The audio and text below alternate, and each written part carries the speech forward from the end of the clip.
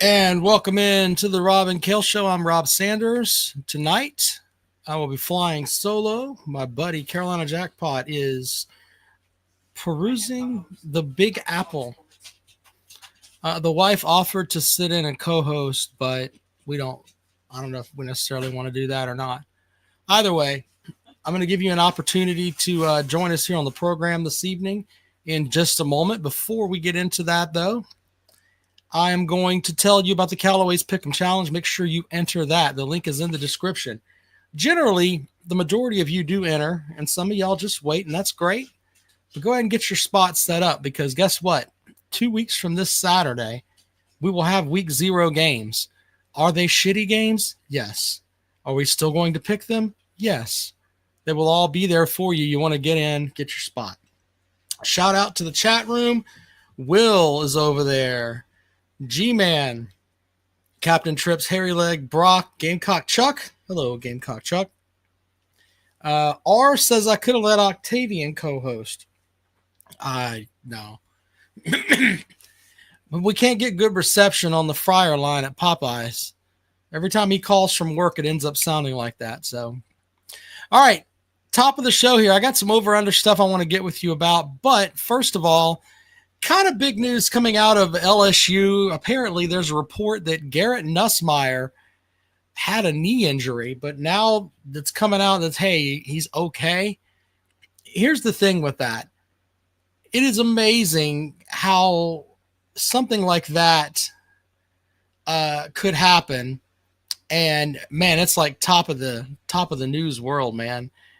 Hopefully he's not injured and he'll be able to play when LSU comes to Clemson here at the end of the month. Apparently to Bruce Feldman says, hey, he should be good to go. That's an injury, though, that if something did happen, could completely derail a season. So there's that. For you Tennessee folks out there, former NFL coach and of course, college football coach Derek Dooley is going to run for the U.S. Senate seat in Georgia. Okay, terrific. Maybe he's in Georgia. So I don't know if that's Chris from Georgia's district, but he can vote for Derek Dooley if he wants to. I don't know. I don't know how that'll work out, but according to ESPN, he's going to run for office. Yeah, I never got the impression from Derek Dooley that he was a guy that was like, yeah, I'm going to run for public office. But there you go. Another former college coach getting into the political scene. All right, so I've also got a list of teams that could be big-time spoilers this season. Davey says I will not be. Very, very funny. I'm going to put the link out here. Write me in, yeah. Write in Mickey Mouse. He might be a better candidate. Silva Hala says, thank God he's running in Georgia. Very good, sir. There's a link if you want to join the program. So I've got some teams here that I looked at, and with the schedule they got, they may not be good teams, okay? But if they pull their shit together for one game, they could be a spoiler. Some Floey asked, where's Jackpot? Jackpot is out exploring New York City. He's on vacation. So that's where Jackpot is. All right, Arkansas Razorbacks are number 1 on the list. They go to Ole Miss, home clash with Notre Dame, and then they have Tennessee and a home game with Texas A&M. If they win one of those games, they could theoretically screw up somebody's season. So that's one of my teams that could do some damage there on that front and not really have the best of seasons. Also, you got the Baylor Bears. Some people think that they may be a contender in the Big 12. I'm not sure I'm buying that. We will find out. But they do return their quarterback, Sawyer Robinson. And they won 6 games last year. Opening half of the season, they go to SMU and host Arizona State and Kansas State. If they can get one of them to stub their toe, they could be a spoiler. They really could. The Georgia Tech Yellow Jackets, I've already talked about them. I think that if Clemson's going to have a regular season loss in the conference, it will be to the Georgia Tech Yellow Jackets when they go on the road there. Remember last season, they got both Miami and North Carolina. And, of course, they shocked Florida State last year, too. Could they get somebody? Clemson in mid-September, home game against Georgia. I'm just picking against Georgia. Till they beat them, we shall see. But I really think that Clemson is kind of ripe for the picking there. So we'll see how that comes out. Yeah, they could mess somebody's season up. Good point there, Billy. The Kentucky Wildcats. Now, I put Kentucky on here simply because they have a lot of games that could determine some stuff. They've got Florida coming to Lexington. They go to Louisville in November. If Louisville has the kind of season that they're talking about up there, that could be a game that might help them a little bit in the college football playoff picture there. They host Texas and Tennessee. They're not beating either one of those teams. They do have a matchup with South Carolina that the Kentucky message boards are like, man, we've got to have that game. I don't think they have the talent to go and win that game, but they're talking about, hey, that's the game that they need if they're going to have a quote-unquote better season. All right, anyway, so Kentucky's a team that could be a spoiler. And then the last one on the list, Washington. They get to host Ohio State, Illinois, and Oregon. They also play at Michigan, a team that they beat last year. Just saying. If they pull all their shit together, they can spoil someone's season. All right, so I've got a couple of over and under things here I wanted to throw your way. Who's going to get more SEC wins? Jackpot joining us in the chat. LOL, we got to have that game. That's just the stuff I read on the Kentucky message boards, man. They think that the South Carolina game is the game that will keep them in the realm of going to a bowl game. So I don't know if it's true or not. Personally, with Kentucky right now, they're not like at that level where Vanderbilt is, where we just roll the football out and South Carolina's going to beat them. But it's getting to the point now where it's looking, yeah, they have that 5-game winning streak, but just looks like South Carolina is just better than they are. It wasn't that way, but that's the way it is now. All right, so over and under here, or who's going to get more?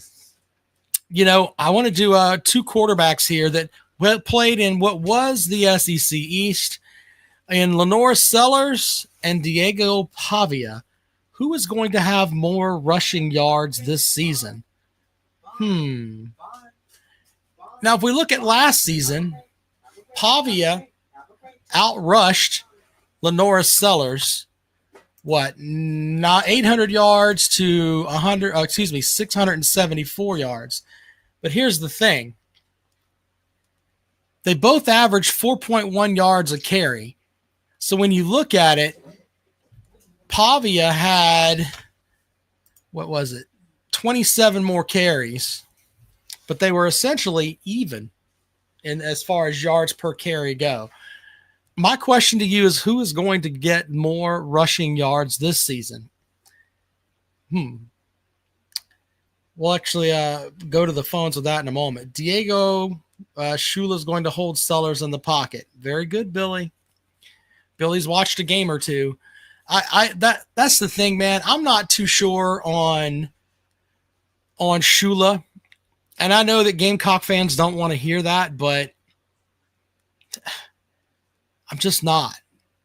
I think he's going to try to turn him into a pocket passer, and that's going to make him a little less dynamic. Now, I know the peckerheads and all that of the world will be like, what about Cam Newton? What about David Gerard? And just telling you what I see, man. Why not cut him loose in the Illinois game? Let him run like he did in the Clemson game. Why not? I don't get it. Here we go. Jarrett, welcome to the program. What's up, buddy? But really, just going back on your question, I think Lenore Sellers I think he can be utilized as a running quarterback, but it all varies on whether the coach on the OC uses him as a pocket passer, because we saw that But in the answer bowl the game. question. Wait a minute. Answer the question. Who is going to rush for more? I think it's going to be Lenore Sellers, but it all depends on whether the OC utilizes him as a running quarterback or a pocket passer. We saw that in the bowl game this past season. Mhm. Well, I'm not sold on the Gamecock receiving core. I know that everybody's like, well, they've got this guy and he was highly rated and blah, blah, blah. Mazio Bennett. You've got him and you've got Nick Harbor. And by the way, I hate to be the guy to put this out there too. If Nick Harbor doesn't have a good season this year, he has been a waste of a career. Sorry. It's his third year in the program. If he can't do something with that God-gifted talent that he has, maybe there's something that he doesn't pick up on the playbook. I don't know. Maybe the coaches aren't utilizing him correctly. I don't know. But as big as he is and as strong as he is, he should be doing a hell of a lot more than he has. Yeah. Okay. And So to follow up on the other question, more wins in the SEC. I got narrowed down between Texas and Alabama. that's I not the want to question. say You weren't listening. Who's going to have more wins in the conference this year, Mississippi State or Kentucky? definitely Kentucky, but yeah, definitely Kentucky. But yeah, and have you been seeing all the shit about these Florida fans on Twitter? They're posting saying we're going to the playoffs, we're winning a championship. They're going crazy. It's I like don't they're in droves. have to go to Twitter. I just have to open it up and let Octavian talk, man. It's crazy, Octavian will man. tell you that they've won every national championship since the dawn of time. I don't have to go to Twitter, buddy. It's crazy, man. I mean, I've been hearing it on other channels. Like these Florida fans are just going nuts, like they're on drugs. Yeah, well, look, there is something to be said for you have to have a returning production, in my opinion, to make yourself a playoff team. You also have to the continuity, which is the same thing as returning production. I think that's important. I just don't know, man. It seems like Florida has, they've got some great players, but I think their quarterback is soft as taffy, and that's it, man. I don't feel that they're going to be great this year. I really don't. So we'll see. Yeah. All right. Yeah, I think that's all I'm gonna say. But you should have your wife come on and be the co-host for right now. It'd be awesome. My wife would bore you with, I hope these young men are getting an education and all that stuff. She would bore the shit out of you. That's Okay. yeah. She's cool, but she would do it. But anyway, Well, that's all I'm gonna say. anything else, Jarrett? No, that's all I want to say. All right, buddy. Have a good evening, bud. All right. There's the, if you want to join the show, hey, who's going to get more wins in conference this year? I know Mississippi State has lost 12 games in a row. All right. I'm going to, you know what? We don't normally share our text messages on the show here, but I'm going to send, let's see if I can do this here on the fly. Jackpot just sent me a picture of him in New York City up here. Hold on, I'm going to show you. It doesn't look like what he's doing in the picture here. Let me see if I can bring it up really quick here. Here we go. Where is it? There it is. Stand by. Okay. Yeah. So I'm going to show you this picture of Jackpot here. And from his stuff going at up on his vacation here. All right, here we go. Now look closely there. He says, "Me stuffing my face with pizza while watching the live stream." I'm not sure if the wife got the picture of him or not, but Jackpot's just I don't know what he's doing here. He's just what is he? Okay, I guess that's where he's at. I don't know. But there you go. There's Jackpot doing his thing as he's checking out the live stream as I try to hold it down this evening. Brock says, you heard it here first. Rob said his wife is boring. Yes, when it comes to talking college football, she is. There's nothing wrong with that.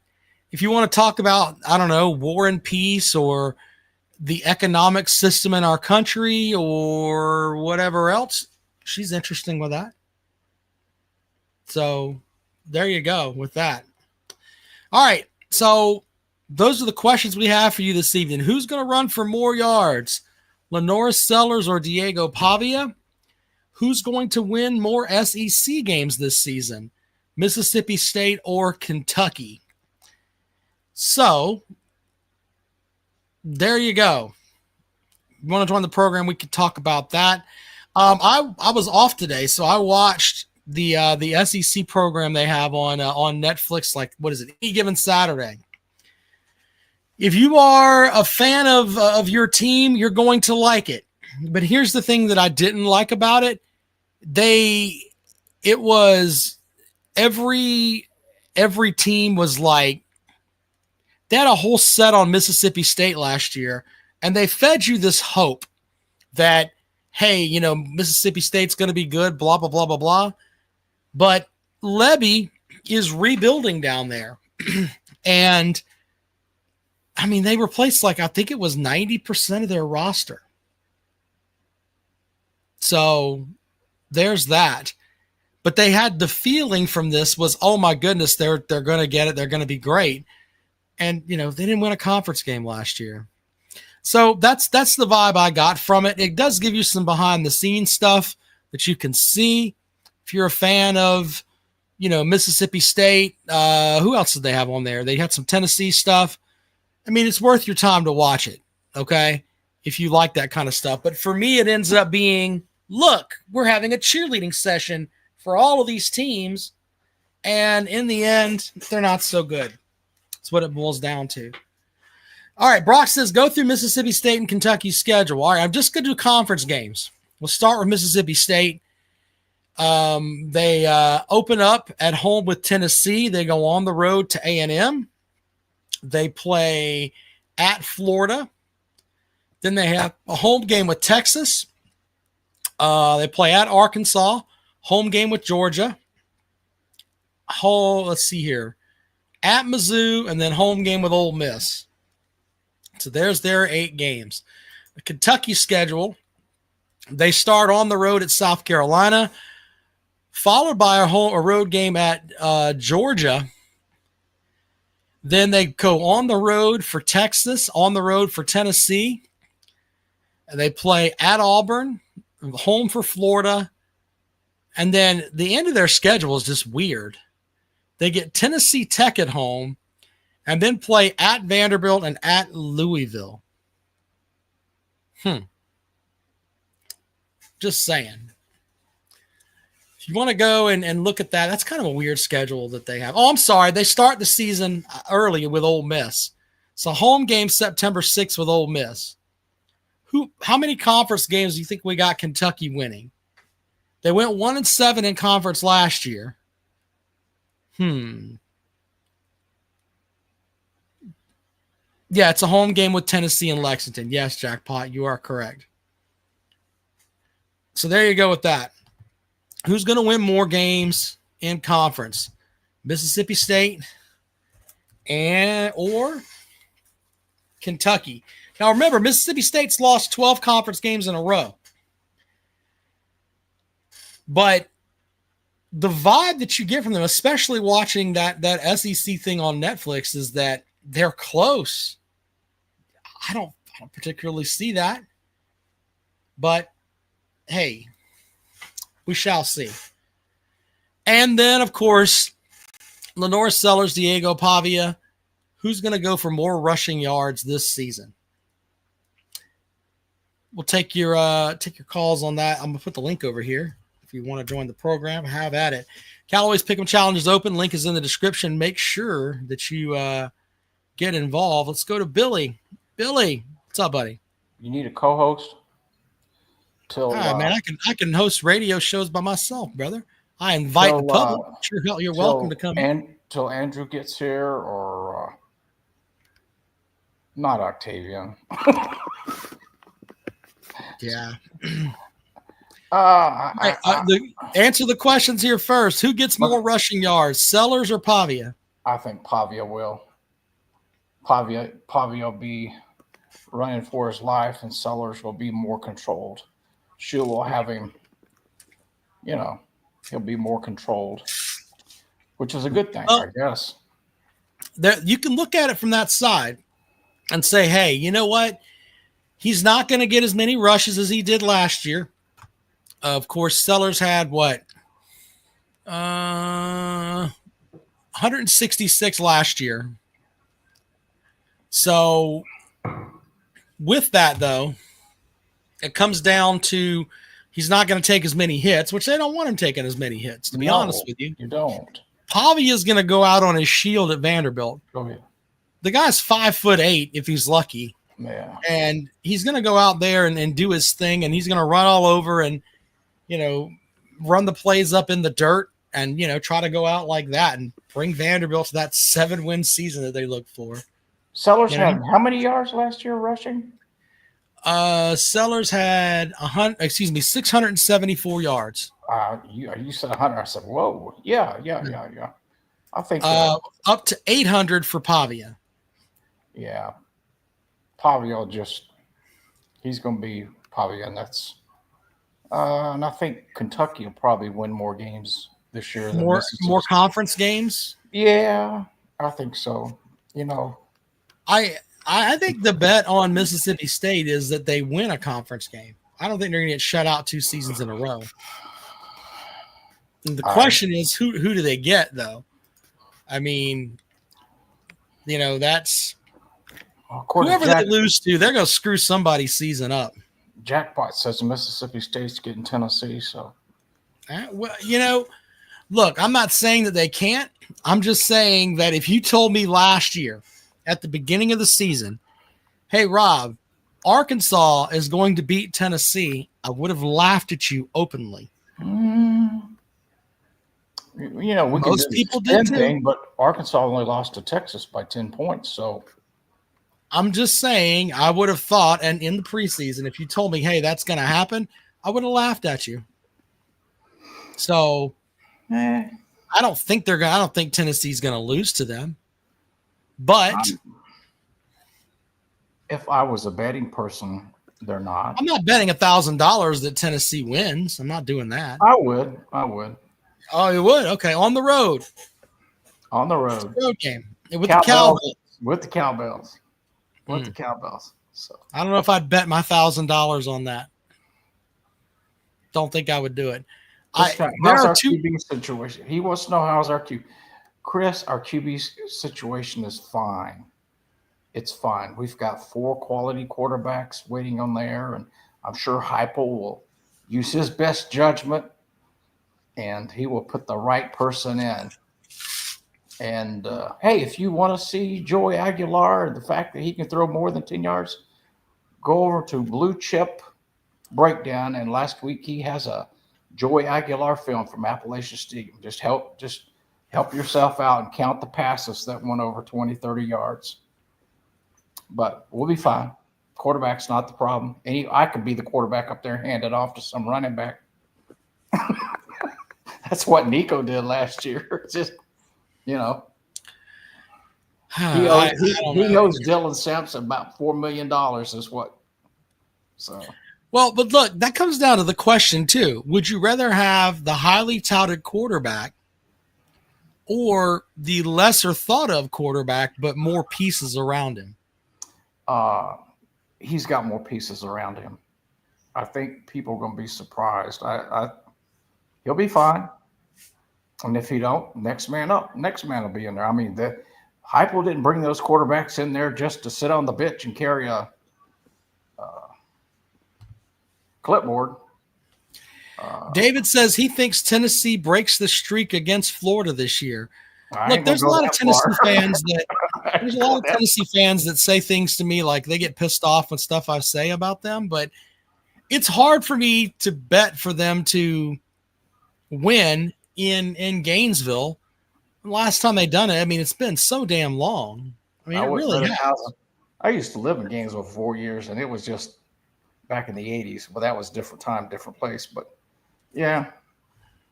Like my Matt mom says, Matt's got a question here. Will Diego Pavia be in the NFL draft with another above average season this year? They list him at 6 foot tall, 207 pounds. I think he's too small for the NFL.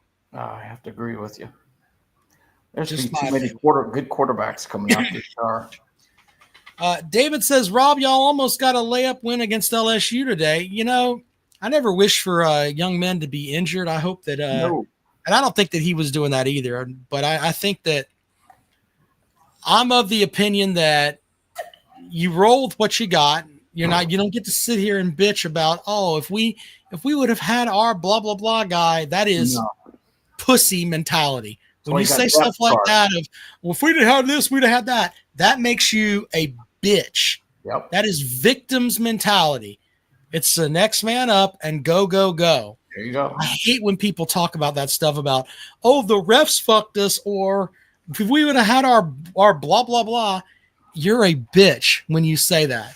Win your game. I cannot stand it. It makes me so mad.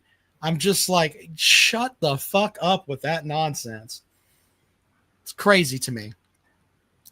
Brock says, I understand Heupel has shown he can identify great quarterback talent, but let's not act like he identified Aguilar's skills and brought him in. He basically traded quarterbacks with UCLA.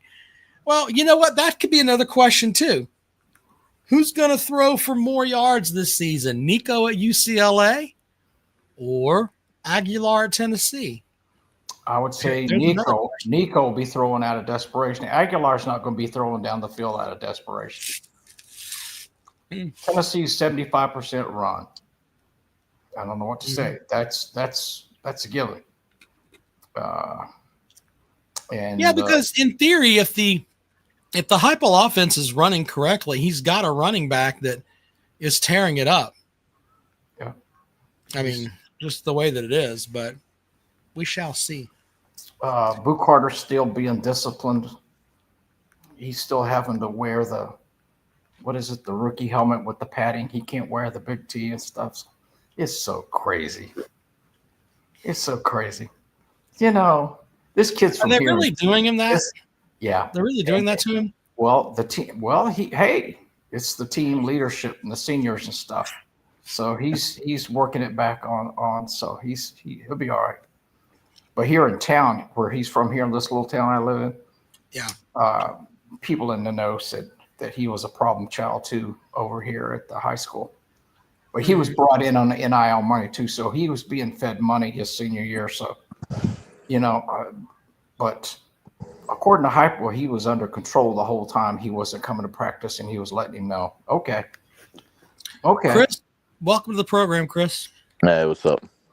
Christopher. What do you have for the show this evening, sir? I don't know. I was just gonna say, Are you voting for Derek Dooley in your if he's running for Senate in your region? No, Congress? I didn't vote for Herschel Walker either. I don't know why these football players and football coaches think because they're affiliated with Georgia that they can win elections here. But not to be political, I just think it's funny that, hey, I was a football coach, now I can run the country. Fuck out of here. What's crazy is like doing all right. Tuberville's doing terrible. Tuberville's probably going to lose his spot to if Nick Saban ran. Tuberville would lose his like he did to Nick Saban all the time. But talk about former athletes running. I can tell you right now, if Jesus, I lost my mind. What's the basketball player from out? Big guy. Charles Barkley. If he was to run for any office in the state of Alabama, he'd win it. Oh my God! Hopefully he knows he's not smart enough to. Well, I mean, it doesn't take a lot of brains, but hopefully he's smart enough to know that he doesn't need to be in politics. All right, Chris, what'd you come on to talk about before I railroaded you with Derek Dooley? No, I was just gonna say they've got. I mean, Boo's been working back out with the team. They've got him running drills and stuff with the team, so I think he'll be fine. And then you asked who's going to throw more or throw for more yards. Like Yeah, he'll probably be throwing for desperation, but I mean, even when he was throwing out of desperation at Tennessee, they weren't connecting. Oh. Meanwhile, Joey Aguilar's on a 24-game streak of 200 yards passing. Like, I know he catches a lot of hell. I know he throws a lot of picks, but even in the Sun Belt, like, throwing 200 plus yards 24 games in a row is impressive. Like, you're pushing the ball somewhere, and that includes 12 straight games in a season where they didn't have the 117th ranked defense, and he wasn't having to absolutely throw out desperation. But I'm not even sure if he'll be the starter. He might start the first game, but Heupel's brought guys in to other places, and they weren't the starter, like Brandon Wimbush at UCF. Well, I mean, Hendon Hooker's another example too. I mean, look, he didn't bring him in. That was Jeremy Pruitt's last hurrah. Like, Jeremy Pruitt literally brought him in, and 2 days later was fired. Well, but on that front, though, it seems like passers that have the ability to throw timing routes, and a lot of it is about timing in that offense, those are the ones that do better. I mean, when Hooker was on time, he was lights out great. Yeah. I'm not going to throw Milton into the mix because I just think Milton was a tool and wasn't capable of doing timing routes and routes with touch and everything else. Maybe Aguilar can do that. I don't know. We'll find out. But I think that offense is built more on timing, in my opinion, than I would be, and correct me if I'm wrong, Chris, I would be surprised. SEC games only. I would be surprised to see whoever the quarterback is throw more than 20 times in an SEC game. Yeah, I think it just depends. I'd have to go back and look, but Nico just he just wasn't. I think they kept thinking he was going to become invested, and I think it's got a lot to do with I'm not sure he enjoys playing football. I think he knows that he's got to be a breadwinner for a family of 10, which is unfortunate for him. His dad. That's just. I mean, you saw it with DJU, which he had other people in his family that could help carry the load, but. I mean, Nico was literally it's 7 siblings and his parents, and he's supporting them all right now. And Madden's helping out a little bit, but it's just like, man, lay off your kid, dude. Like, just let him go play football or volleyball or whatever he wants to play. Like, he got a lot of money here as a senior at Bradley Central High School, and just not so Boo. you know, I was talking about Nico. Oh, Nico, yeah, piss on him. But Boo. I mean, Boo. I don't know what went down, but like. Heupel seems okay with it. If the team's letting them do practice with them and stuff, they seem okay with it. Like all the coaches on that campus right now have done enough for me to just sit there and say, "Hey, man, it's your show, dude. Like, I'm not. You've done enough to warrant me not criticizing you. Like, you've earned enough of my trust to where I'm not gonna sit there and look over your shoulder like I have any power anyway. But I'm just not gonna complain about it. It's just." Well, here's the question. The transfer portal closed on him, so he didn't have no choice but to stay. I mean, he could have done exactly what Retzlaff did and go and walk on somewhere, and they're going to pay him money like Retzlaff's. If the transfer portal closed, can you still walk on? Yeah. I mean, the transfer portal's been closed since the end of May or middle of May or something like that. Like it opened right after spring practice ended and closes like 2 weeks later. Oh, well, I don't know. But so he just couldn't go anywhere and get a scholarship. But here in Cleveland, we knew he was staying at when the question was, and we'll get back on the South. Everybody in Cleveland here knew that he was coming back because his mother had posted on Twitter something that she had posted herself in 3 or 4 different Tennessee outfits when everybody was wondering if he was coming back. So yeah. David says Aguilar had over 7,200 yards of offense and 61 touchdowns in 2 years at Appy State. Duke can play. Remember, these App State teams aren't as talented as the ones in the past. I mean, yeah. Didn't Appalachian State? I mean, they had a season a couple seasons ago. They went 10-2 or something like that. It was the last time they did that was actually old Dorkowitz's last year there. Well, yeah. That's the team that went into South Carolina and won. Yeah. That was pretty good. Like I said, Blue Chip Breakdown, who's a pretty good Tennessee YouTuber. I mean, he doesn't troll or stuff. He's got a video on Aguilar when he is at Appalachian State. So yeah, he can throw the ball more than 10 yards. You'll be fine. And from what the reports, we'll see. There's a scrimmage on Saturday. That's the first scrimmage of the fall. We'll see what they say coming out of that. But one outlet is saying it's Aguilar, Merklinger, and George McIntyre. Another one's saying it's Merklinger, Aguilar. No one really knows yet. But hell, if Aguilar ends up not starting, then I feel like you got a really experienced backup. If he does start, then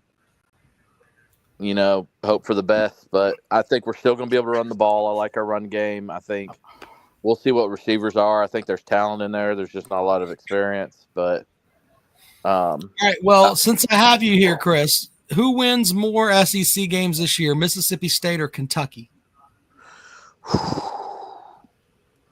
I think Mississippi State.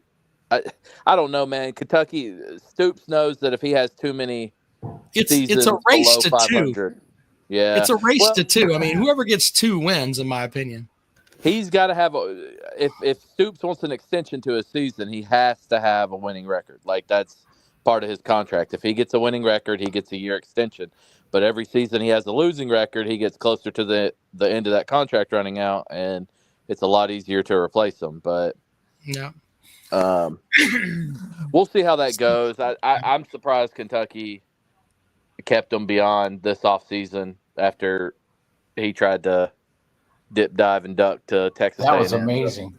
The offseason that was amazing. Before. I thought, especially after the season he had, he was dead to rights. I guess I know they hate Mitch Barnhart, but I guess he really just does not care about the. Well, they are putting 45% of their. That was the number. Some stupid amount just into men's hoops as far as their revenue sharing. So yeah. they're putting out there the vibe that they don't care about football. And so, if you're not going to spend money on your college football team, and I'm not talking about breaking the bank like what insert team here does, Georgia, Tennessee, whoever.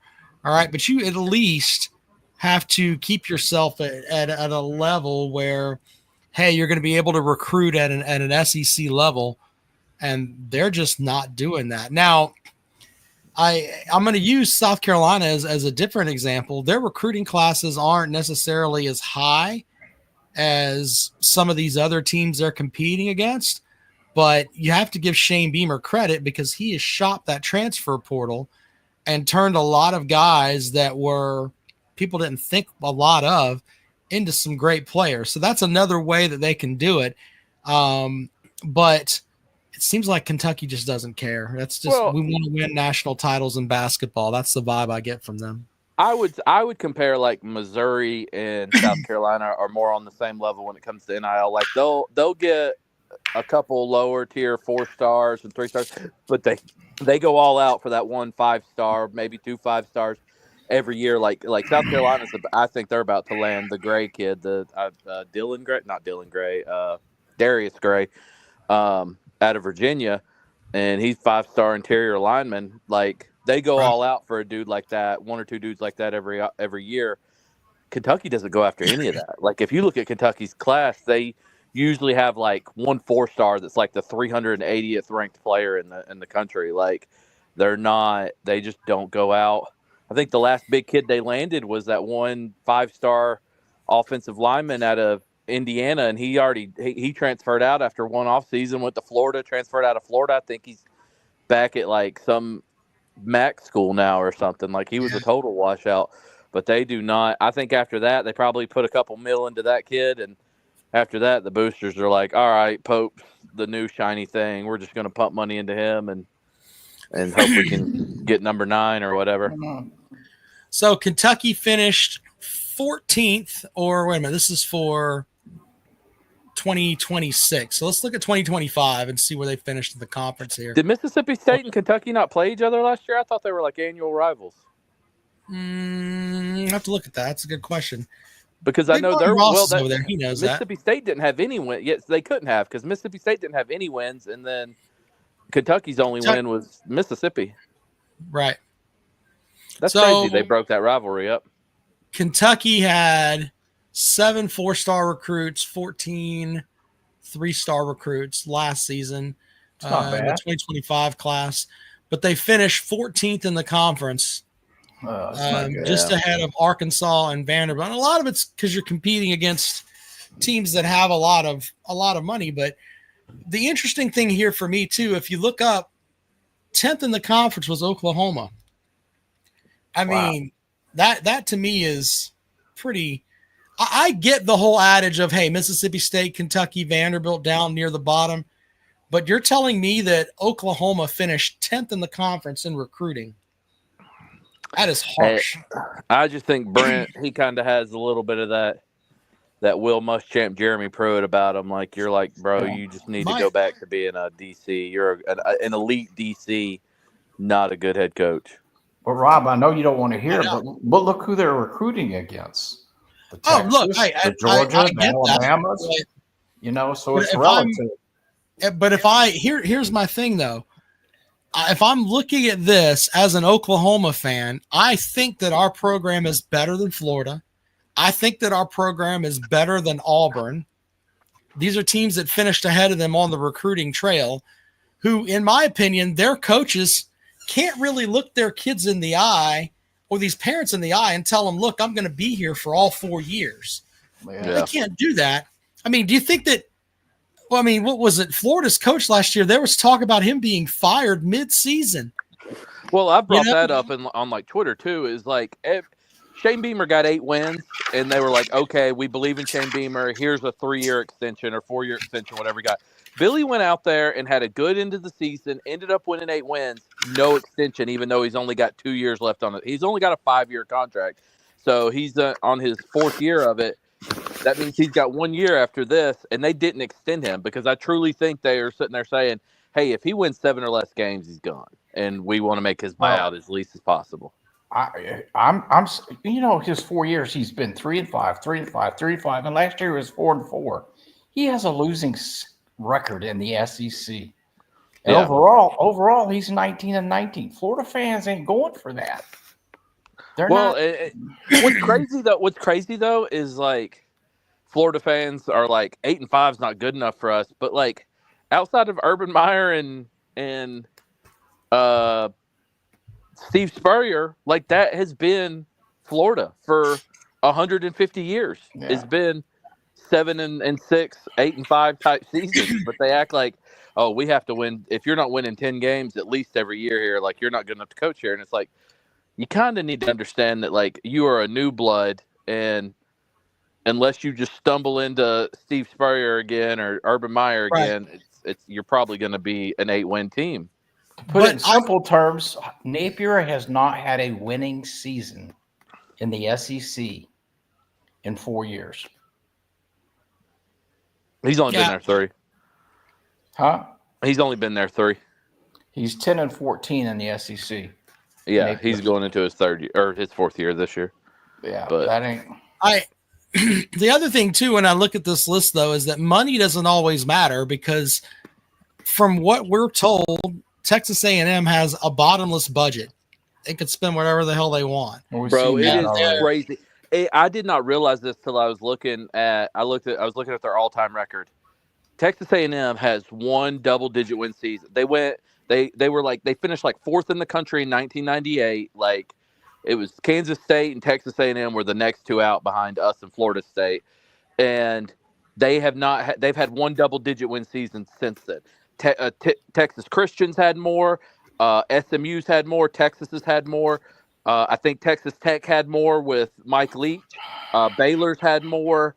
UTSA's had more. Like, it's insanity to me that they are, I think, the only FBS school in the state of Texas that's had just as few 10-win seasons since 1999 is Texas State. Like, that's insanity to me with the money that they spend.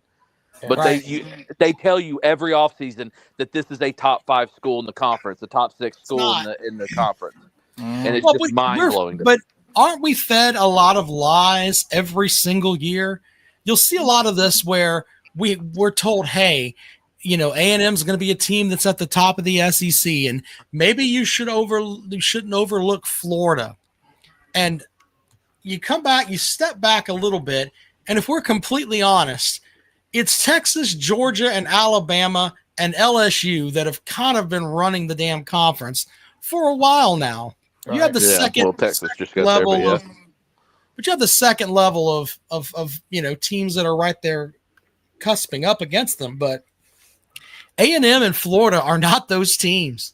No, they're just slightly better in the past 10 years than the Missouris and it's several other teams that are in the conference. So I just get frustrated because we're fed that A&M and Florida are so great, and then they're not. And not to pile on A&M, but like they sit there and they can go get anybody. And I'm like, well, why were there two choices at the end of the day? Literally Mark Stoops and Duke basketball, Mark Stoops. Like, and everybody wants to sit there and be like, oh, Mike Elko's this and that. He did this at Duke. I'm like, Mike Elko won 9 games at Duke. Steve Spurrier and freaking Dave Cutcliffe won 10 games at Duke. So let's not act like Duke is impossible. Meanwhile, I hate Mark Stoops, but Mark Stoops, there are 3 double-digit win seasons at Kentucky. Bear Bryant has one of them, and Mark Stoops has the other 2. So let's not act like Kentucky's easier to win at than Duke is. And Mark Stoops has done better. And they sat there and said, absolutely not. We are not taking Mark Stoops. We don't want Jimbo's little retread. Like, oh, he worked under Jimbo. He's going to coach just like Jimbo. Screw that. And then they literally got new Mark Stoops. And Mike Elko. Wasn't Elko an assistant at A&M under Fisher? So that doesn't make any sense to me. Exactly. That's what I'm saying. And then they want to sit there and they're like, we've got all this money. Nobody can do, like, we can get whoever we want. I'm like, then why did your basketball coach and your baseball coach get poached in the same year if you've got all this money and can keep these big teams away? Like one coach has gotten poached from Tennessee since, 2000, and that was Lane Kiffin going home to California, and we still catch hell about it. But meanwhile, this school is losing. If their football coach was any good, he'd probably get poached too. But they sit there and act like we are impermeable. Nobody can, we can go get any coach we want. And nobody can steal a coach from us or anything. And it's like Texas, your big brother just came and took your baseball coach. Maryland, who's not been good at basketball in 15 years, came and took your basketball coach. Stop acting like you're not big dicking anybody. Like you're Texas A&M. You're quickly becoming the 5th best school in Texas. Well, but also you have to remember this. Remember they had the number 1 recruiting class 3 or 4 years ago, and we were told that I think Josh Pate said we're going to be talking about this class 2 years from now and how great it was. Yeah. I think they've got 4 guys left from that class. Yeah. It's just stop. Well, that's what I was saying. I pointed this out on Twitter when they were signing that class, and I'm like, they went and got a defensive tackle that fits a 3-4 defense and a defensive tackle that fit a 4-3 defense. So what kind of defense are you going to be running? They were just literally going out that kid's a 5-star, give him whatever he wants. That kid's a 5-star, give him whatever he wants. It's bro, these kids don't fit your system. Doesn't matter. We're having the best class ever. That's all they were concerned with. They did not care if the kid fit their system. They went under the adage that, hey, if we have the best recruiting class, it's going to be, it's going to be a headline that people are going to be talking about. Oh, we out-recruited Georgia. We out-recruited Tennessee. We out-recruited whoever. And in the end, your coach, 18 months later doesn't have a job. And what's crazy to me, Kyler turned out good under another coach. But Johnny Manziel came through, and he was a 3-star, and the services were scared to death of having another Johnny Manziel. So every kid that committed to Texas A&M, Calzada, they made sure to make him at least Calzada, Kenny Hill, or Kenny Trill, as they like to call him. I'm drawing blanks on all the names, but there were 5 quarterbacks that all washed out. Max Johnson, all these kids. No, he went to LSU first, my bad. But all these kids that washed out of Texas A&M, they had as top 100 players. And it was because the services were scared to death of missing on the next Johnny Manziel. And it's bro, you can't think that Texas A&M created Johnny Manziel. Johnny Manziel would have been Johnny Manziel at Clemson, at Tennessee, at Alabama, anywhere, dude. Johnny Manziel was just a gamer, dude, and they swore up and down it was because of Texas A&M. Peckerhead says, calling in 10 minutes, Dabo's still a bitch. Thank you for the super chat. At least we get a 10-minute warning. Yeah, get in the stream before then. That'd be funny. Does he got to wait till his night and weekend minutes start or something? What the hell we got to wait 10 minutes? I don't know. Now that's an old school reference there, Chris. Man, remember having to I can call you after 9 o'clock when my minutes go overnight minutes. What a mess.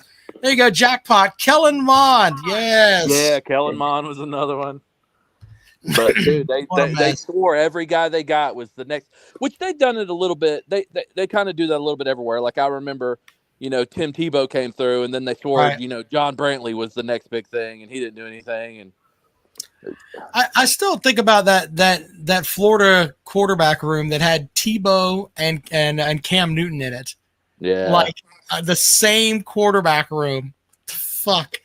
You know what I mean? This is like pre-transfer portal and all that stuff because Newton would have been gone somewhere else. But he was supposed to hand everything over to Newton, and then Newton allegedly stole a laptop and then threw it out of a window and all kind of shit at Florida. Well, he was about to meet the academic committee too, so. Yeah, you don't have to worry about that at the community college that he ended up going to. And then he went and played at Scuba down there and then ends up in Auburn for a year. What a mess. Yeah, Peckerhead, but Bama had Mac Jones, Tua, and Hurts on one roster. They certainly did. And Clemson beat that team by 28 points. Well, they have that. They had a big shot of the warm-ups, right? And they had the 3 Bama quarterbacks there, right? And, you see Hurts and who was it? Hurts and then Jones and then Tua, all 3 of them throwing in the warm-ups. And then Trevor Lawrence is over there and the other 2 quarterbacks for Clemson. I can't remember who they were.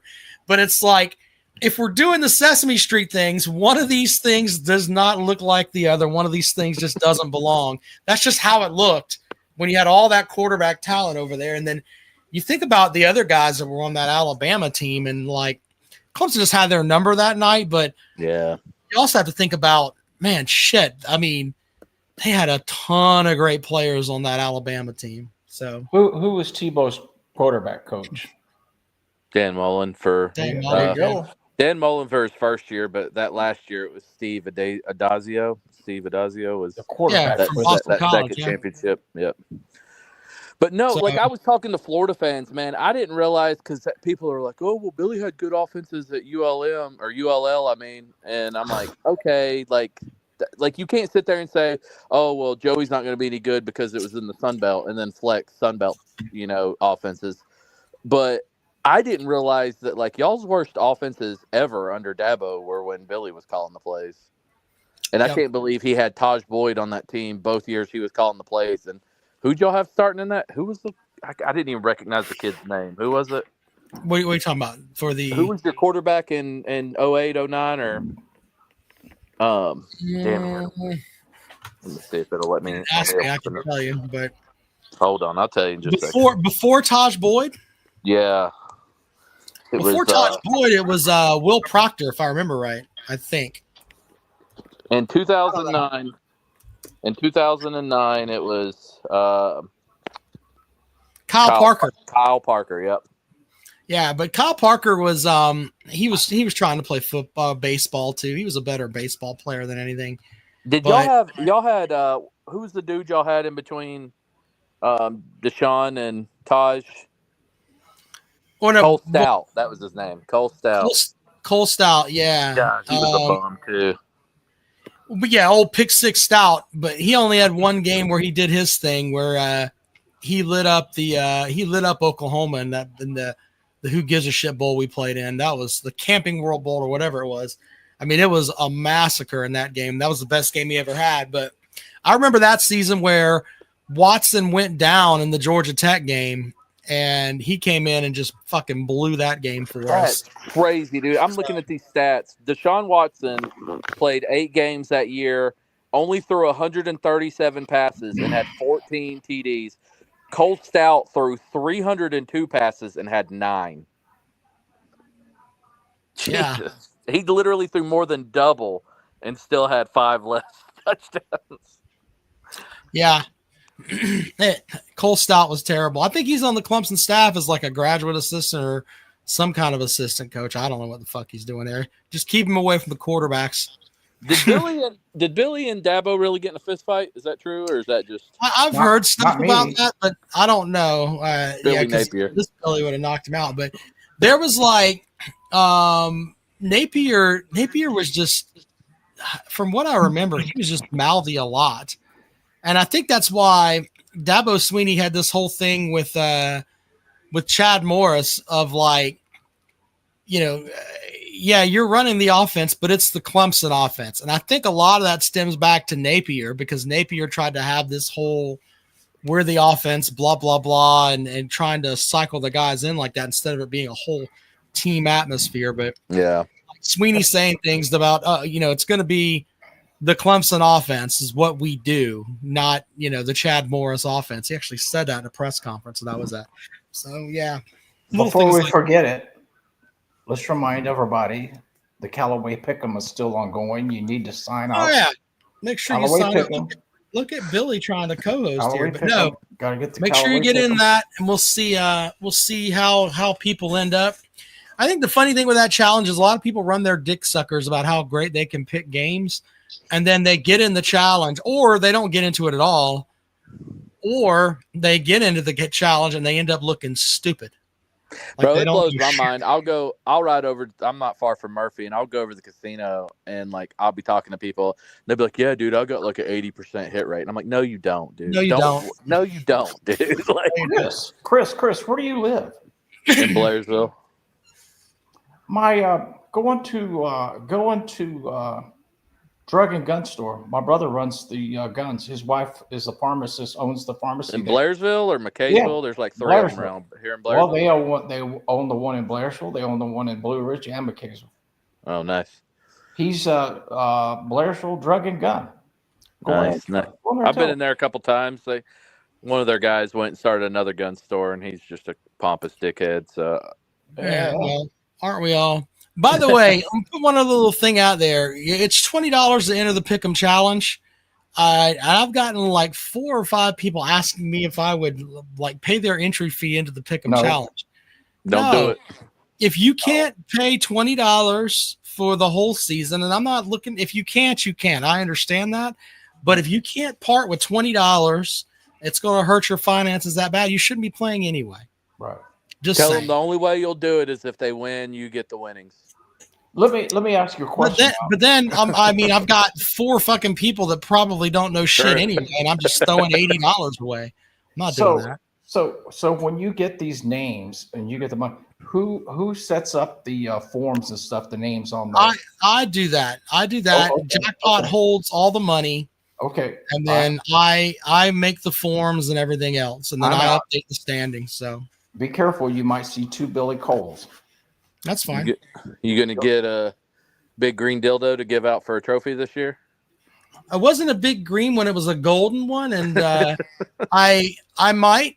I mean, it's kind of if I do that though. If you get that one they hit Sophie Cunningham with, I might try to lose. Did Sophie Cunningham use it? That's the question. Hell, it touched her. That's good enough for me. Good enough for a lot of people. So. Match says no freebies, no nepotism. No, we don't. I mean, I don't.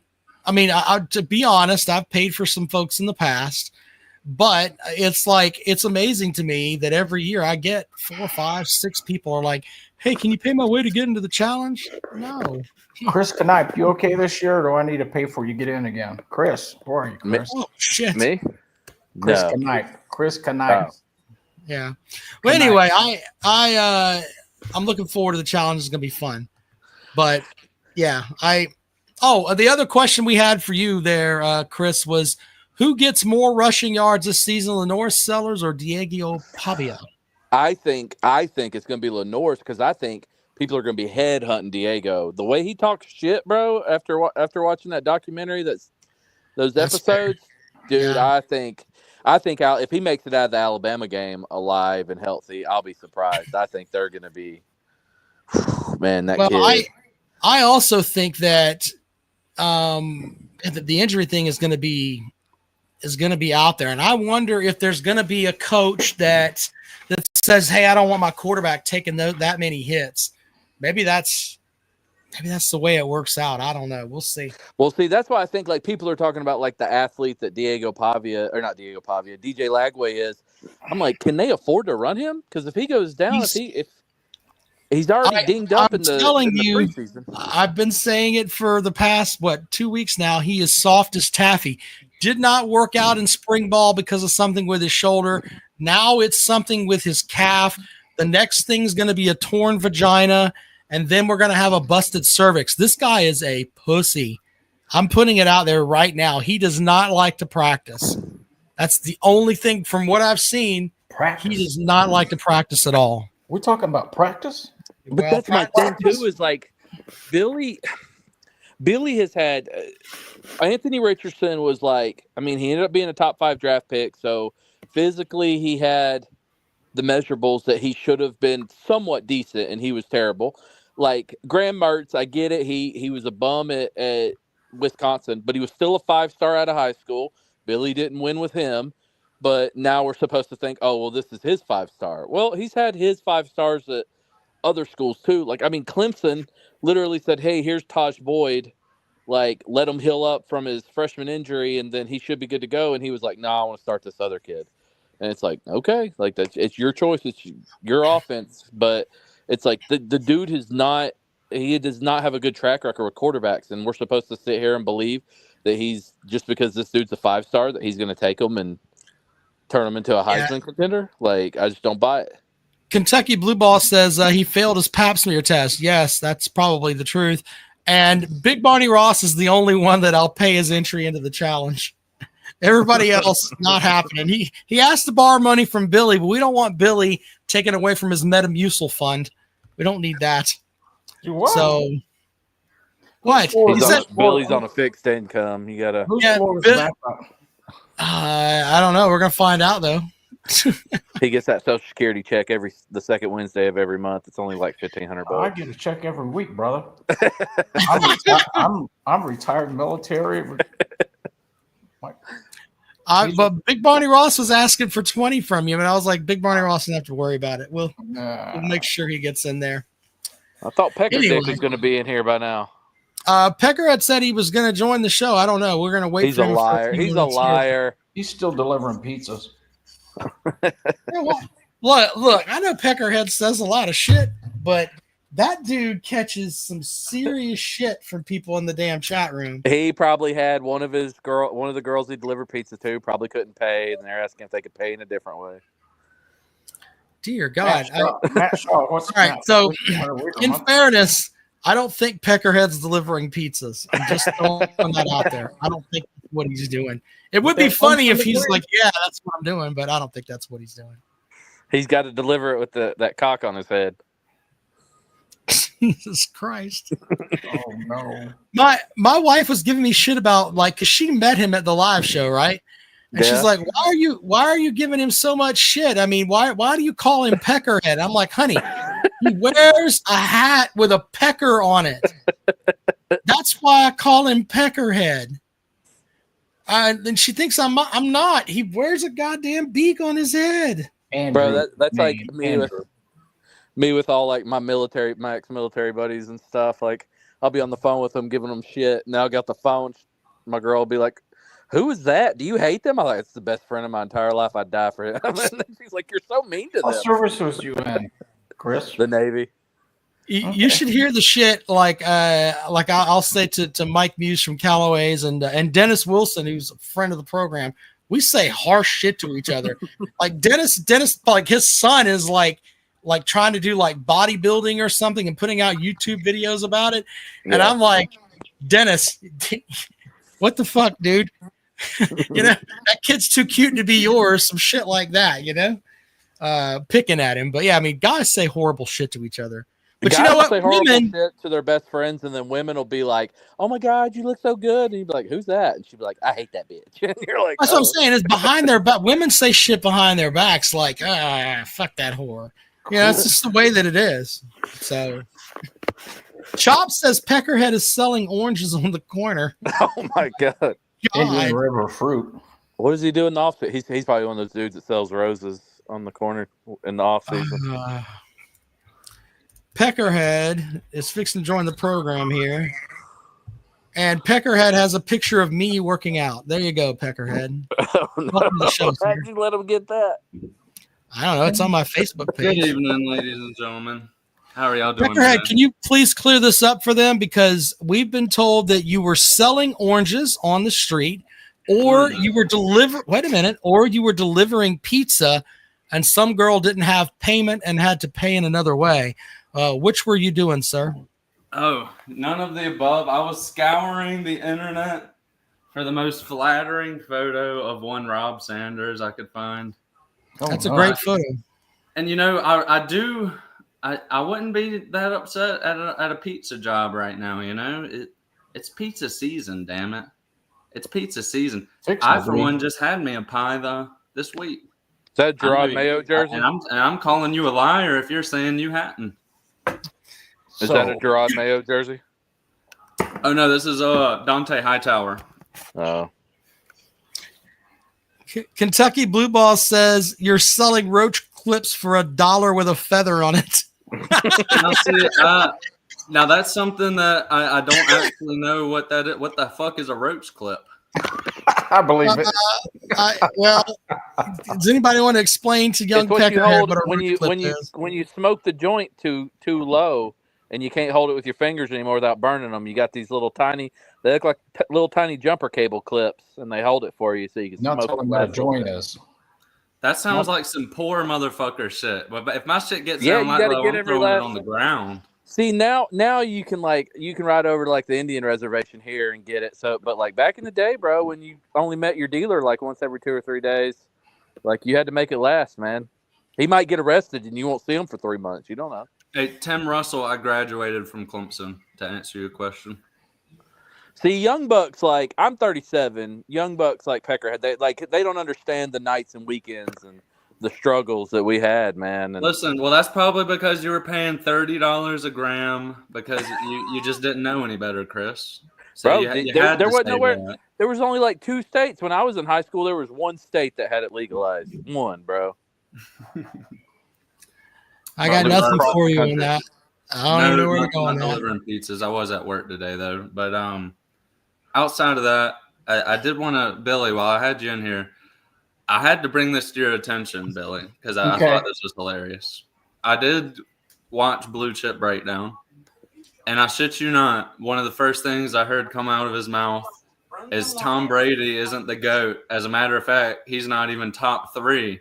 The best 3 quarterbacks of all time are Peyton Manning, motherfucking, who else did he say? It was Peyton Manning. Probably Dan Marino. He's great. No, it wasn't even Dan Steve Marino. Young. It was Peyton Manning, Aaron Rodgers, and Mahomes. And he said Brady wasn't even in his conversation. And after he said that, I cut the video off. I cut the video off because his reasoning was, oh well, they do less with more. He must not have seen that motherfucking, excuse my language. He must not have seen that 2018 Super Bowl. I'm a Patriots fan, and I'm not sure I could name a wide receiver on that roster. I can, and he didn't catch that ball. Which one? Edelman. Oh yeah, Edelman was that. Yeah, Edelman was that. He was the last one to go, but it was a beat up, decrepit Edelman. He didn't catch that ball either. It touched the ground. Y'all shouldn't have got first down there. What? When you got a defense, it don't matter. I mean, Todd Gurley was bottled. The only team in the league. They wasn't Todd. 2018. That's the year y'all played the Falcons, right? No, that was 16. This was the one versus the Rams. Oh yeah, Todd Gurley was washed by that point. Yeah, that one with the Rams. Edelman was certainly there. I can't remember another wide receiver that we had though. To be quite honest, I know we had Gronk still. Do you think Todd Gurley deserves to be in the NFL Hall of Fame? What's his stat? That's something that we can get into over time, but I think that you're going to have to look, Todd Gurley was out of the NFL before his 29th birthday. Yeah. So with that, I just saw he was eligible this year, so I was. I can't remember. That's a good question, but I mean, Pecker, if you let look me give at, you the. I'm sorry. Go Terrell ahead. Davis kind of had like the same career though. Like Terrell Davis shot out of a cannon his first 3 or 4 years, and then his knees just destroyed him. But he's a Hall of Famer. Yeah, but he had a Super Bowl. Peckerhead, the questions for this evening: who rushes for more yards this year, Lenoris Sellers or Diego Pavia? I ask because both averaged 4.1 yards a carry last season, but Pavia had 27 more carries and ended up with 800 yards. Who rushes for more yards this season? I'm going to go Sellers, but I also want to preface this with another comment. The NCAA should treat sacks like they're treated in the NFL. You know, if you get sacked in the NFL, it doesn't go against your run total, like rushing yards. If you get sacked in college, it does. So I think whichever quarterback gets sacked less is going to win that. Well, have a set of balls. Pick one or the other, man. Which one? Sellers. I think he's going to get sacked less, but I think if that's what's going to come down to. If Pavia gets it, it's going to be because he didn't get sacked as much. You know? Have you had a chance to watch that Any Given Saturday yet, Peckerhead? No, I've watched through it a little bit. I was going to watch it with my girlfriend. Okay, when you watch it, tell me that you don't agree that teams are going to be headhunting Diego Pavia. Like, if you watch him, is he coming off like a prick? Bro, the biggest, dude. The biggest. I'll tell you, from the clips I've seen on social media, dude, I mean, Beamer just keeps getting more and more likable. Like Beamer, the episode I saw with Beamer, because I've kind of skipped around because I watched the Tennessee one first, and then I've been watching the other ones. But Beamer has came off likable, but Pavia, dude, like every time they got Pavia's like, yeah, I'm only 5'8", but I play like I'm 6'3", and I could beat any team any given Saturday. Like, fuck it, line it up. And you're like, bro, like, you lost to Georgia State, my guy. Like, well, no, but from that, because I watched that stuff today because I was off. The one line that Beamer had was was in the Alabama game, and he kind of looked over his shoulder and said, "Coaches, play the motherfuckers that want to play." Like, that was kind of the line, and I'm like, we haven't seen. I mean, I'm sure that he gets in players because all coaches have to. But that's the first time we haven't seen him where it's just the fake bullshit he puts out where we have to love them. That's not fake, first and foremost. What's fake is the whole. We only take people at Clemson who want to be at Clemson, and then year after year you take more and more transfers going against your word. That's being fake. What Beamer does is NIL. That's still my favorite. Or I'll retire when they start paying players. That's being fake. Okay. I could explain all that to you, but your brain is not smart enough to handle it. Let's go to Steven's question. Rob, who's your picks in the ACC to win it all? And another question, why aren't people talking about the players on the Gamecocks team that helped win games last year that's returning this year? I think we've talked about that. I mean, the Gamecocks have they've obviously got Sellers. We've talked about Sellers today. I haven't mentioned Stewart, but I mean, I shouldn't have to. I think he's one of the best defensive linemen in college football. He'll be returning too.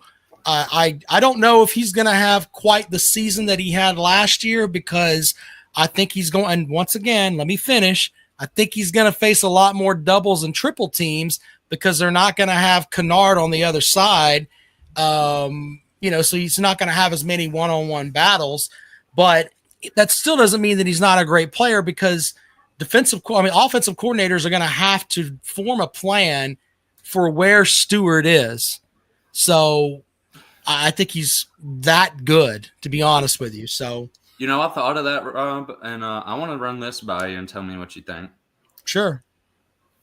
So I went back and rewatched I didn't rewatch the whole fucking season, but I rewatched a little bit. And I'm thinking I'm starting to lean on the opinion that Kennard was the one benefiting from Stewart getting double teamed last year. Well, you can make that argument. You can definitely make that argument. But I'm just saying, though, it's going to be touch and go. I get what you mean.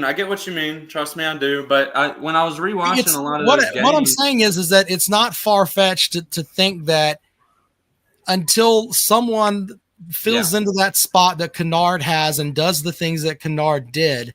If I am an offensive coordinator, I'm running double teams at Stewart until you make me not do it.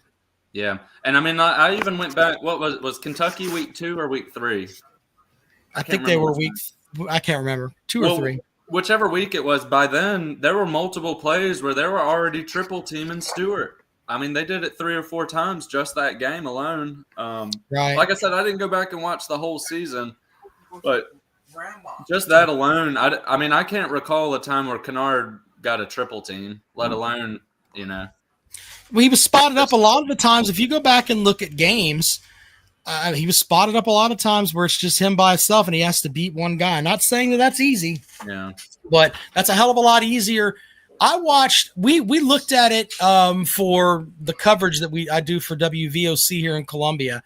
The Alabama game, they ran, I think we looked at 15 straight plays on offense for Alabama. And they ran, everything we're running away from Stewart in that game. There were sets where he had double teamed, I think like of the 15 plays, it was like 9 of them. Yeah. And there were 2 plays where he was double teamed and then also had, a running back with like a chip block or whatever. Yeah, they were running it like the Milrow would look, figure out where he was. Go back and watch. You'll see what I'm talking about. He would point at him and flip the play to go the other way. Yeah. No, hey, you're running at us. So I think you're going to see a lot of that this season, but that's out of respect for him. And and that's why I was saying I think last year Kennard might have been a bigger, I guess you could say, he relied more on the double teams that Stewart were getting. If you catching my drift, it seemed like teams were kind of picking their poison and picking Kennard over Stewart, even though Stewart was a freshman. Yeah. So as far as that, you're still going to have a guy who can go out there and win on the other side. But people forget about Kilgore. Kilgore is going to be good for South Carolina too. I don't know. You're replacing 7 guys that on that defensive side of the ball, and we'll see. But as far as returning guys, I think that, the core of that team is Sellers and Stewart and Kilgore, who doesn't get all the publicity that he should, but he's a hell of a player too. Here's a question. Sure. Given that Lenore, Sellers, and Klubnik are both healthy through the end of the season, who's higher in the Heisman candidate? Who will be the higher Heisman? I don't know because just once again, I don't if you had to ask me to pick, I would go with Klubnik simply because he has more continuity as far as his coordinator and all of that, where we have a new coordinator in for Sellers. So Sellers may have a slower start in picking up that offense from the new coordinator. All right. And that doesn't mean that I think he's a bad player. I'm just saying that a slower start may hinder his numbers a little bit, and Klubnik will have a better chance to put up more numbers. And let's just be honest here too. Klubnik doesn't have the schedule to face that South Carolina does. Yeah. Well, thank you. I didn't think you would say that, but you did. I'm proud of you, Rob. Well, no, I'm honest when it comes to a lot of this stuff. But if you want to, if you want to poke holes in what I said there, I think it's very logical. Yeah, I'm with you. I'm with you. It doesn't mean that Sellers isn't going to be a great player. I just think that it's going to take a minute. But at the end there, you said he. Well, I think you said his. Yeah, no, he does play a tougher schedule. The schedule's tougher. Look, South Carolina's schedule has Alabama on it. They've got Alabama. They've got LSU. Yep. There's some definite teams on there that are going to be in the top 15 in the country. Yeah. Yeah. So. Yeah, that's anyway. True. My top picks in the ACC, I put on my ACC preseason media ballot. I've got Clemson winning it all. And then who did I have second? I think I had Louisville second. I'm not buying into Miami. Sorry.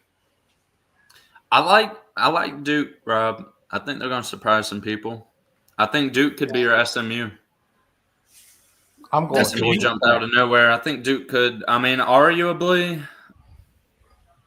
there's a strong case to be made that they have the second best quarterback in the league. You could argue that. I think Klubnik's a definite first. Miller Moss wasn't all that impressive in my opinion. I think Mensah had a lot better year last year, and he's dual threat too. Yeah, and they're starting to spend at Duke, man. They are starting to spend.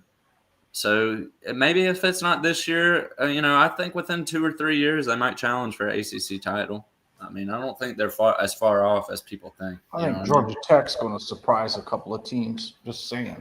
Well, yeah, I think Clemson drops that game and the. What's that running back's name? Their running back. I remember. I know King's their quarterback, and I can't remember their running back's name. Running back's name. Is it his last name Haynes? Haynes King, yeah. No, running back. I'm saying you got Haynes King's first name is Haynes, but I think the running back's last name is Haynes. Oh, Justice Haynes, isn't it? No, not Justice. That's the kid at Michigan, right? Yeah.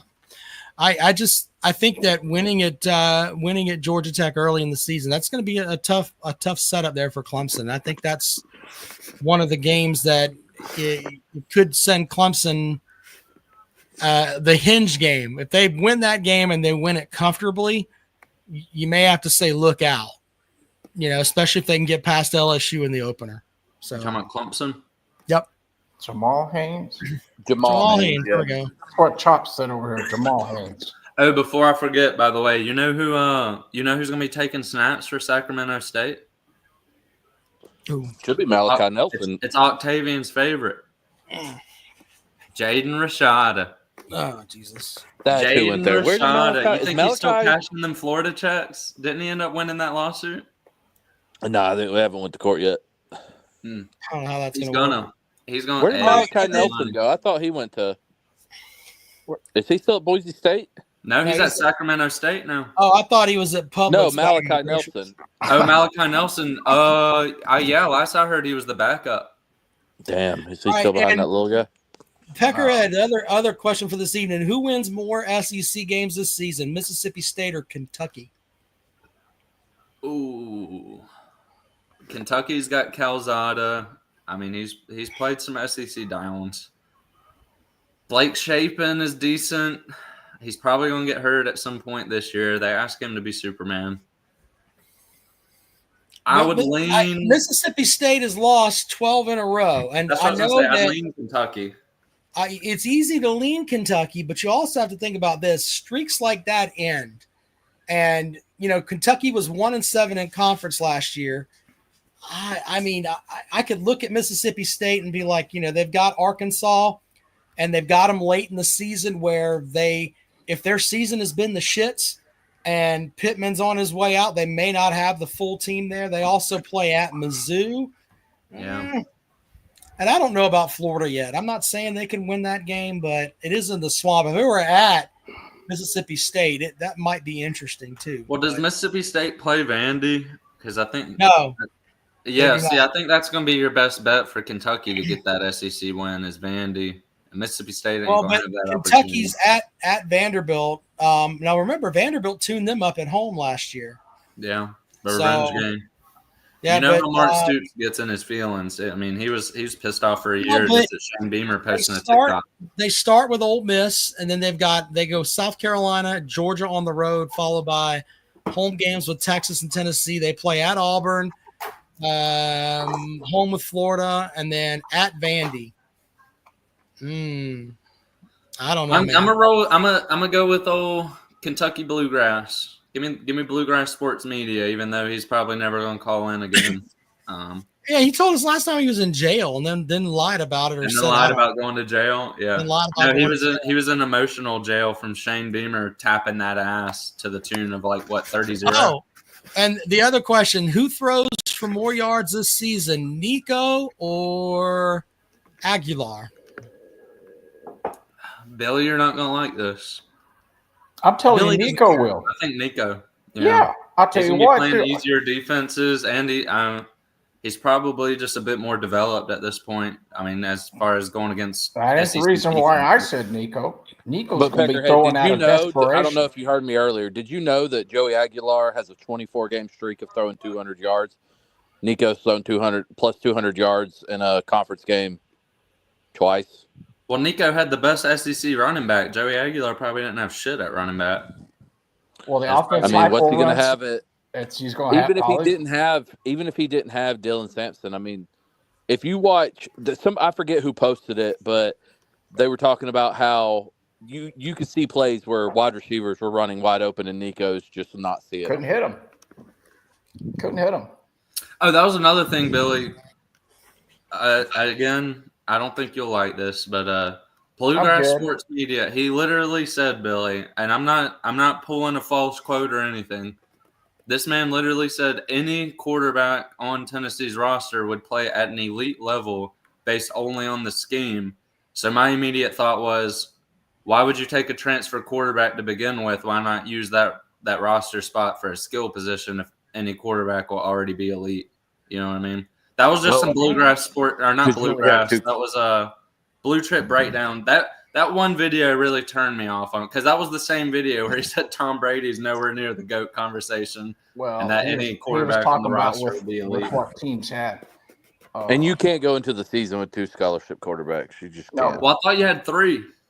No, it would. If after Nico left, it would have just been Merklinger and true freshman George McIntyre. No, you gotta have 3. Gotta have 3. So, what do y'all think, by the way, of Luke Doty being quarterback 2?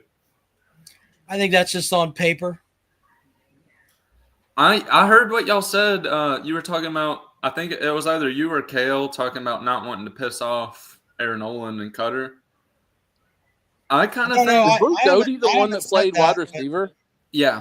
Well, he started out as a court. So I'll give you the entire backstory. How long has he been there? He's been there 6 years. Yeah. He started out as he was a fringe top 100 player coming out of high school as a quarterback. He played a little bit, got hurt, transitioned to wide receiver when we got Rattler. Put the fries in the bag, buddy. Jeez. But the thing what I've been thinking about is the guy's been there for 6 years. I can all but guarantee he's been taking some quarterback snaps in practice throughout those 6 years, even if it's just as an emergency quarterback. Gotta have a backup. There you go. Exactly. The other question. The Utah guy, the Utah State running back. What's his status? Oh, so he got. Here's what I think. He got cleared for practice. I'm leaning towards he's going to be cleared to play. If the NCAA clears him for practice just to deny him eligibility for the rest of the year, I mean, that would be practicing. What's that? He's been practicing. But he got cleared for. There's a difference. He's been conditioning, as far as conditioning. There's a difference there. Yeah, so nothing's enforced in the summer. It's all like that's how he was getting away with it, because they're not technically team practices. I got you. Yeah, but now that they started, he got cleared for those through the NCAA. So I can't imagine a scenario where they clear him for an upcoming year's practice, but don't clear him for the games. But I really wouldn't put it past the NCAA to do that. They'll probably clear him, but they're going to make you sweat. They did that shit. Bro McCoy was like 5 days before kickoff before we knew anything about him. And Cade Mays was like a week before the season before we knew anything about him. And it's just like, I think I said playoffs on Brew, but it was a week before the season started on both of them before we knew, and we were sweating it. Yeah, I know. It's just guy just to go ahead and went to the NFL tryouts and stuff instead of. Well, he's already getting NIL compensation for being a college athlete for this upcoming. Like, for example, he's in the most recent college football game as a Gamecock, which by default through that, he's getting paid as a college athlete for this upcoming year. Okay. So if he's already getting NIL as a college athlete, it just kind of seems like the NCAA is kind of getting backed into a corner where they got to allow him, because every other aspect of college football is treating this guy like he's going to play. Well, it's just crazy how long it takes. Got smart. He wasn't going to get drafted, so let me go play at Vanderbilt and collect some more money. One more year. Well, but I mean, a lot of guys have tried to do that. Like Zakai Ziegler tried to do that, but it just kills me that they can't just give. I get it takes a while when you're, going through the court system and stuff, but why the NCAA just can't sit there It's not like they have like a stack of 1,000 waivers they got to go through. They did the same shit to us in baseball. Like Alberto Ozuna was going to be our second baseman, and he came in. He played D2 ball last year, and they had that D2 and JUCO ball doesn't count against your eligibility. That's what they said for Pavia. So he's like, okay, I want another year, and they're like, all right, well, let us figure out this waiver. And then we were halfway through the season, and they're like, we're denying it. And then so he tried to like take it to court, and they wouldn't give him an injunction. And it's just like it should not take you months to look at a waiver and say, yep, looks good, he could play, or nope, doesn't, he can't. You should be able to. You're exactly right. I mean, if you have a team of people, I mean, I'd like to think that I could take 10 waivers and look at them in a day and make a decision on that. I mean, there's one section of that stuff that says, okay, because of the timing, et cetera, he doesn't get to play, whatever, but just make a decision and let them know. What would preclude an NCAA person saying he can't play? Because they don't want to get sued, first of all. No. And they don't want to set a precedent. Well, the NCAA's argument, Billy, is that he, during COVID, was he went into like an online JUCO. Yeah. And that didn't even have athletics. He was just at an online JUCO to continue progressing throughout college. And they're counting that year at the online JUCO with no athletics as a year towards his eligibility. What I'm saying is, what is it specifically that's this young man has done or not done that the NCAA want to prove him to play? Well, that's why. That's the only thing holding it up. Which the NCAA's got stupid. Byron Young that played at Tennessee, he was from South Carolina, but his grades weren't good enough when he wanted to go play ball in college. And I mean, he was like a fringe, like he's an athletic freak. If you look at the dude, like he's built like a Greek god, but he just didn't have good grades. So he's like, I'm going to go to this prep school. Well, turned out it was a prep school that had football. That how they used to do it back in the day. Like if a kid had bad grades, instead of going to JUCO for 2 years, he could go to a prep school for one. It was like a fifth year of high school, but it like counted as college. So you lost a year of eligibility, but it helped you get your grades back up to get into college. And he went to that shit. Turned out to be like a Bishop Sycamore situation. They only had 3 games, and then the school went under. So I think he played 3 or 2 games. And his first year at Tennessee, he had to sit the first 3 games of the season or he would lose an entire year of eligibility. Like they were like, oh, he can't play this. Like we couldn't play him against like Indiana State, Pittsburgh, and another team. And it's like, that's so stupid. That shit was like literally 2018 when that happened. And it's not his fault that the school went under. Like the NCAA is not about the athletes. They're not. They're absolutely not. But the problem is that they made themselves what they are now, and they're scared to death to get sued. It's a shithole. Yeah, anyway. It is a shithole.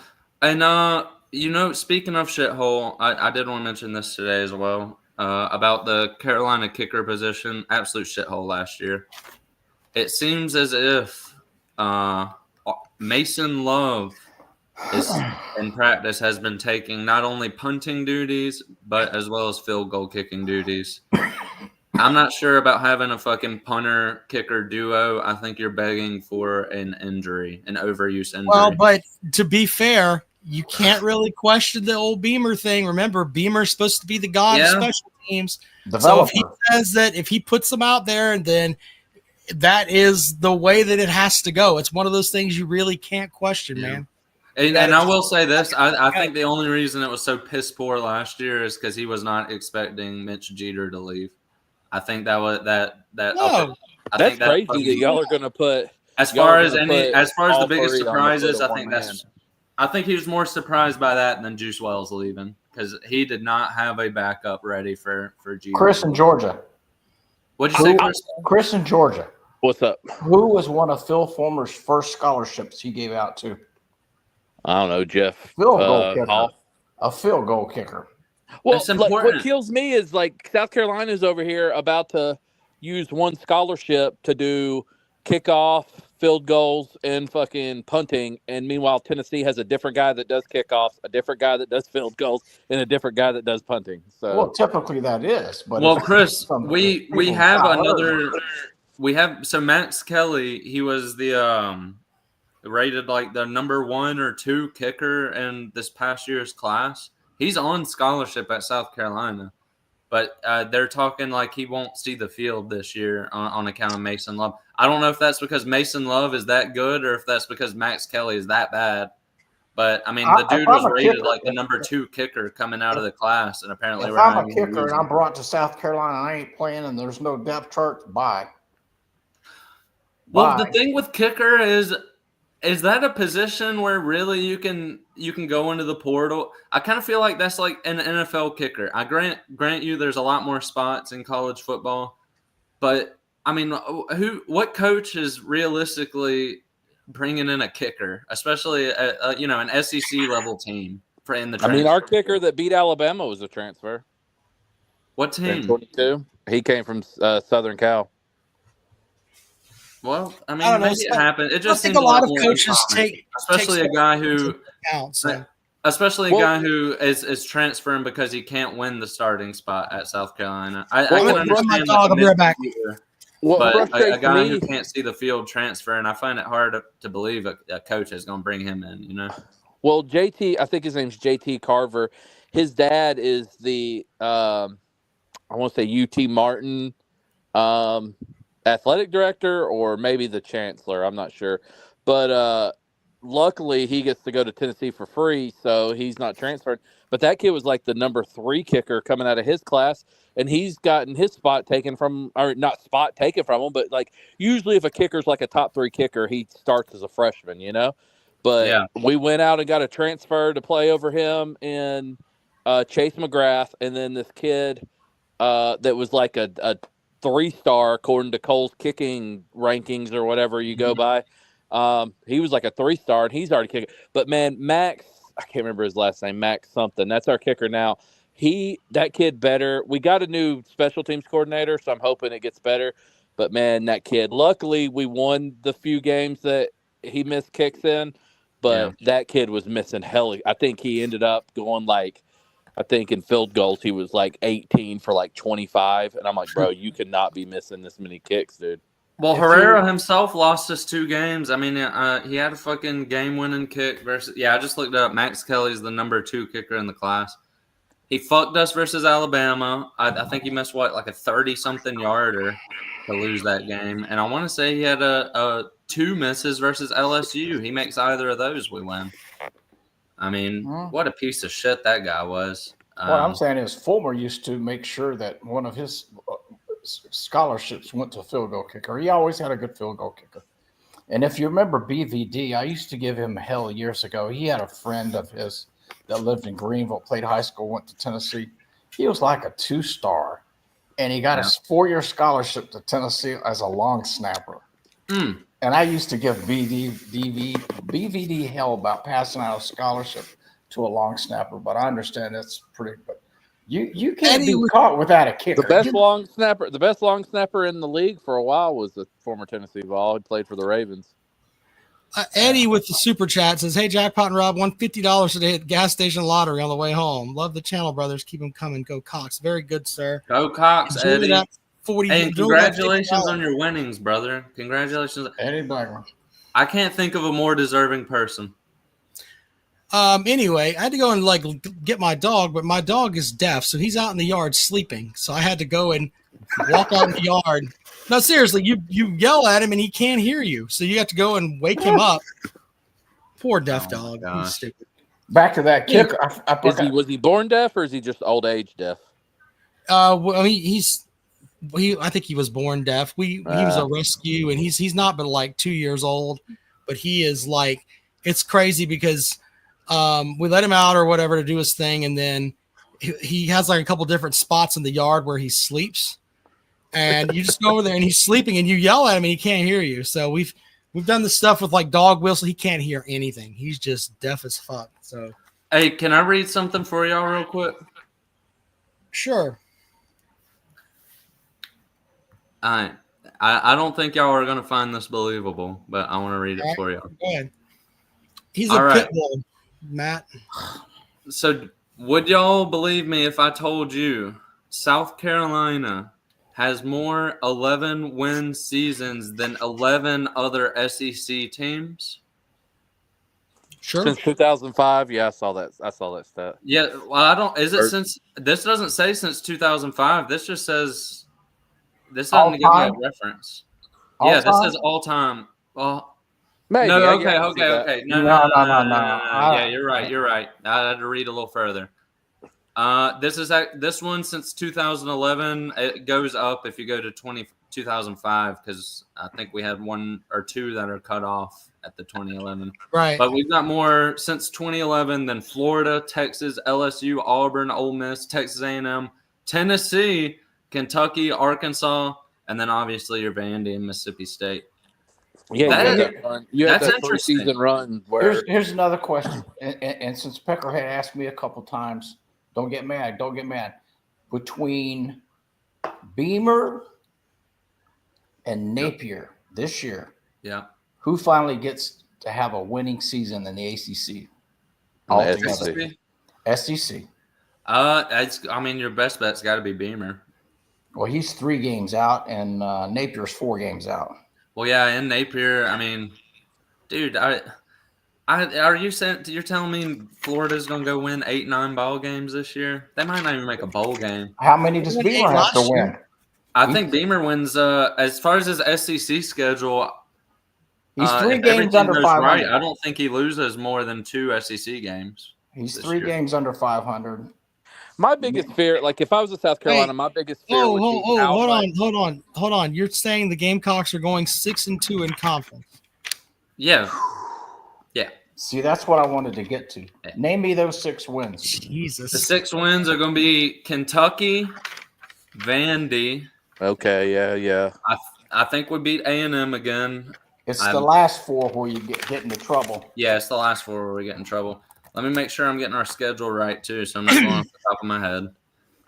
LSU and Death Valley. We're beating Vandy. We're beating Missouri. We're beating Kentucky. That's 3 right there. Where are you playing Missouri at? It's at Missouri, but it's early in the year. The quarterback's going to be unproven. They've got old Bo Pribula. We'll play them week 4. Yeah, he's got Will Levis vibes to me. Yeah, I don't think he's only that good. So I think we beat that. That's 3 right there. I think we're beating Alabama. We're beating Texas A&M. We're beating Ole Miss. Oh, man. Yeah, if I had to hinge my 2 losses, I'd put it between 3 games. I'd put it between LSU, Oklahoma, and Ole Miss. I think. Do you think you beat Alabama? Yeah. In Alabama? No, it's at Carolina, and okay. Same thing with Ty Simpson. I mean, there's a reason this dude couldn't beat out Milroe. He's just not that good. My thing with South Carolina is it just feels like the vibe just feels like 22 going into 23. Like you finished the season strong. You lost to some Rust Belt team in a close score in a Florida who gives a fuck bowl. And we lost to it was Michigan. You lost to Notre Dame by a single score, and like a 8-win Notre Dame team by a single score. You lost to a 9-win Illinois team by a single score. Yeah. Like Chris, you're coming in, you're returning your quarterback. I'll directly address that, though, Chris. Quarterback. But hold on, I'll directly address that. The year following that wasn't a year that we were bad based on our talent. It was a year that was bad based off of injury. Every single starting O-lineman was hurt. I think we had, throughout the year, 8 O-linemen get hurt and probably 9 starters on defense get hurt. Our 2 linebackers tore their ACL in the same game. I mean, we'll see. The only player who didn't get hurt, and Rob will attest to this, is fucking Rattler that year. Every single other player worth a note got hurt that year, especially on the O-line. What I was getting at, both teams have got a tough road to hoe to do that. Beamer and well, look, I think with South Carolina, and we're going to have our prediction stuff and all that. I talked about this last year. I don't think they win a game in October. Oh, no. October? No October. I think that they lose at LSU, because I've seen Gamecock teams that are better than LSU go down there and lose.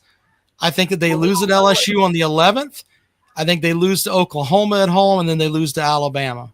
Well, LSU, LSU is not going to be that good. They're replacing their whole O-line. They're replacing pretty much all their skill positions. I think they lost, 2 or 3 wide receivers and their running back. What time of the day is that LSU game? Because if it's at noon, I don't know. If it's at noon, they don't wake up, and you can beat the dog shit out of them, and it gives them an excuse. So yeah, I don't think it's not your worst statement, Rob, but it's unlikely to happen. I mean, those are our 3 toughest games of the year, I'd say. You play them back to back to back. Jackpot says I'm smoking crack, and that's fine. But to be fair, in the past 2 years,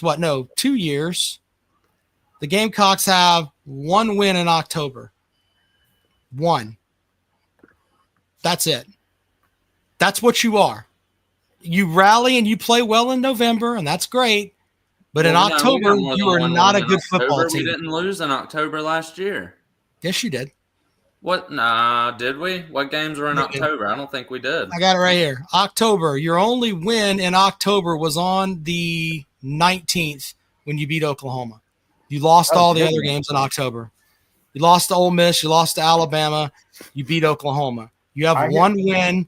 1 win. I was thinking the A&M was in October. It was 2 days from October. So, yeah. So, in 2022, you had 2 wins. 2023, you had 1 win. Let me make sure I'm right here.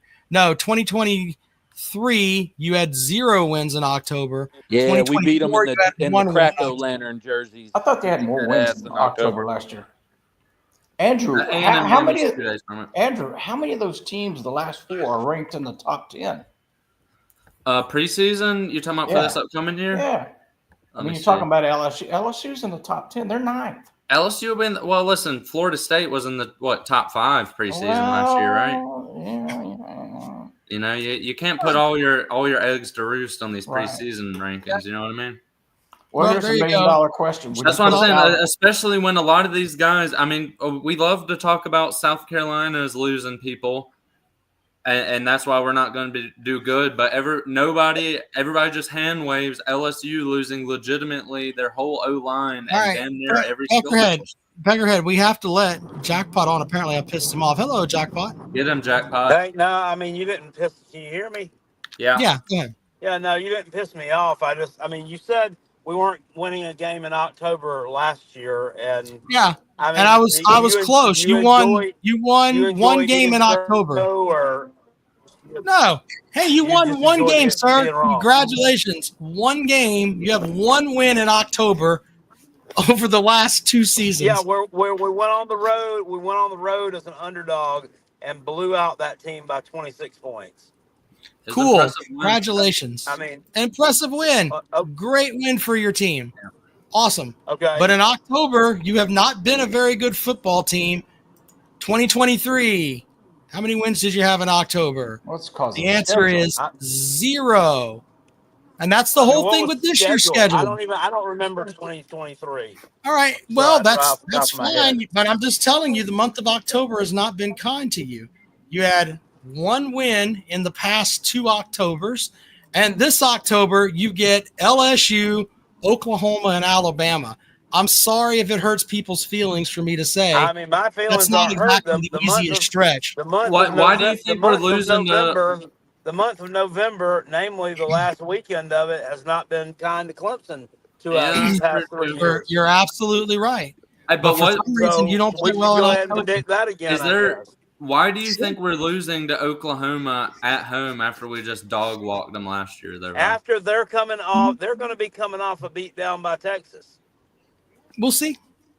It's just a prediction, gentlemen. Don't get upset. Or LSU. The same thing for LSU. They're replacing everybody. Nobody's even talked about that yet. Well, look, I'm not walking anything back. Hold on. If you want my whole assumption on that, no, I'm not walking back on anything.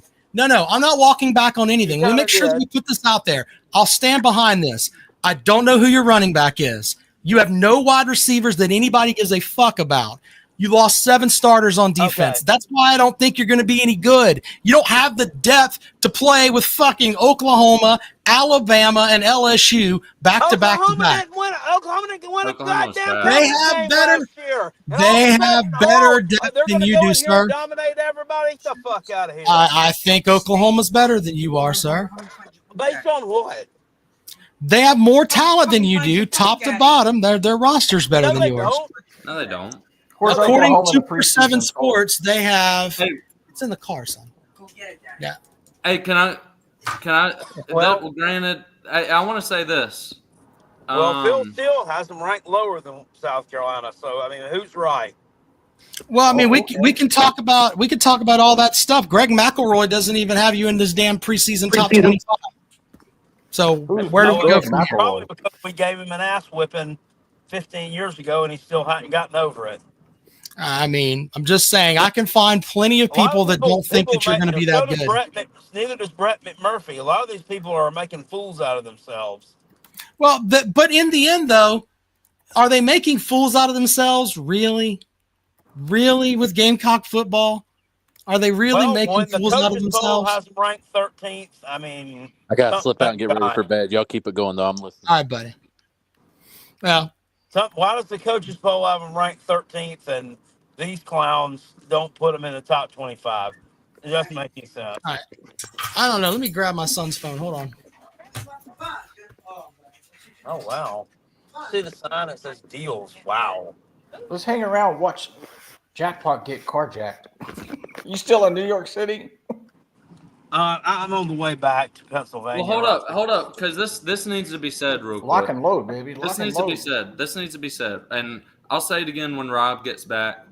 But this whole notion of you lost so many players, you're going to be terrible, it is shut down when you realize we lost 26 fucking players going into this past season. We lost 26 players going into this last season, and Rob wants us to believe because 7 on defense and our running back left, the wheels have fallen off at South Carolina. Like, are we serious right now? I don't know. I'm gonna feel a lot better if they'll get that stupid running back situation taken care of. This has been drawn out for so long that I mean, it's just ridiculous. Why they're just now deciding to do something and act on this thing. For what? When they've had papers in hand Payson? since January. Yeah. Well, it's the non-caring assholes of America, The non-caring assholes of America. Rob, now that you're here, South Carolina lost 21 players going into this past year. Cool. We won 9 games, Rob. Cool. They didn't play Alabama. They didn't play LSU, Oklahoma, and Alabama back to back to back. What does that have to do with what I said? See if you can hear it. They played Ole Miss, Oklahoma, and Alabama back to back. What does that have to do with what I said? That had nothing to do with what I said, Rob. Well, I'm talking about your schedule, man. Well, we had a fucking hard 3-game stretch last year. It ain't like we played. Well, but you won. Here's the thing. Here's the thing, though, that bothers me. You guys think you're the second coming of Christ, and you've won 1 game in October over the past 3 seasons. I don't think that stat holds as much weight as you think it does, Rob. Okay. October, when we've been doing just fine in November and September. Yeah. I don't think that's. Well, but that's a shortcoming for your coach, not getting your team playing at the best level until November gets here. I mean, if you want to say that, you can say that, but I think it's a shortcoming. But why can't he win games in October? Let me say my piece. I think it's a shortcoming of your coach that your coach allows Shane Beamer to ride up into the upstate on horseback and slaughter anyone who's not fit to work. That's what I think is a shortcoming of your coach. And by the way, if I were a shitty program like South Carolina, I would spin it to Clemson in a matter of seconds if it were to try to hide the dog shit program that South Carolina is. I think it's the opposite. Why can't your coach win in October? Answer the question. Why can't you win in October? I don't know. We did last year. We did. On 1 game. One Is game. that a win in October? No, you don't have a winning record in October. Clemson fared on the road at Alabama last year. Once again, I'm going to start calling you guys Maytag. Just get you a washing machine and spin it. Stop talking about Clemson. You are not at the Clemson level yet. This is Clemson here. Rob can talk about religiously South Carolina. Winning against Clemson in one game does not make you the second coming of anything. Now, if you want to sit here and talk to me about why Shane Beamer went up there and won, I can do that without having to flex to something else. You can't answer any question with but Clemson, but Clemson. Why can't Dabo beat an SEC team? Why can't Dabo beat an SEC team, Rob? He's done fine against the SEC. He has a winning record against the SEC. He has a winning record against the SEC. Why are you talking about Clemson? Why are you talking about a winning record? I asked you what did he do last year, Rob? That doesn't matter. He has a winning record against the conference. What did he do last year, Rob? I don't care how many games we win in October, as long as the final record is where it needs to be. Mm-hmm. Fair enough. But get ready, though. You're not going to win a game this October.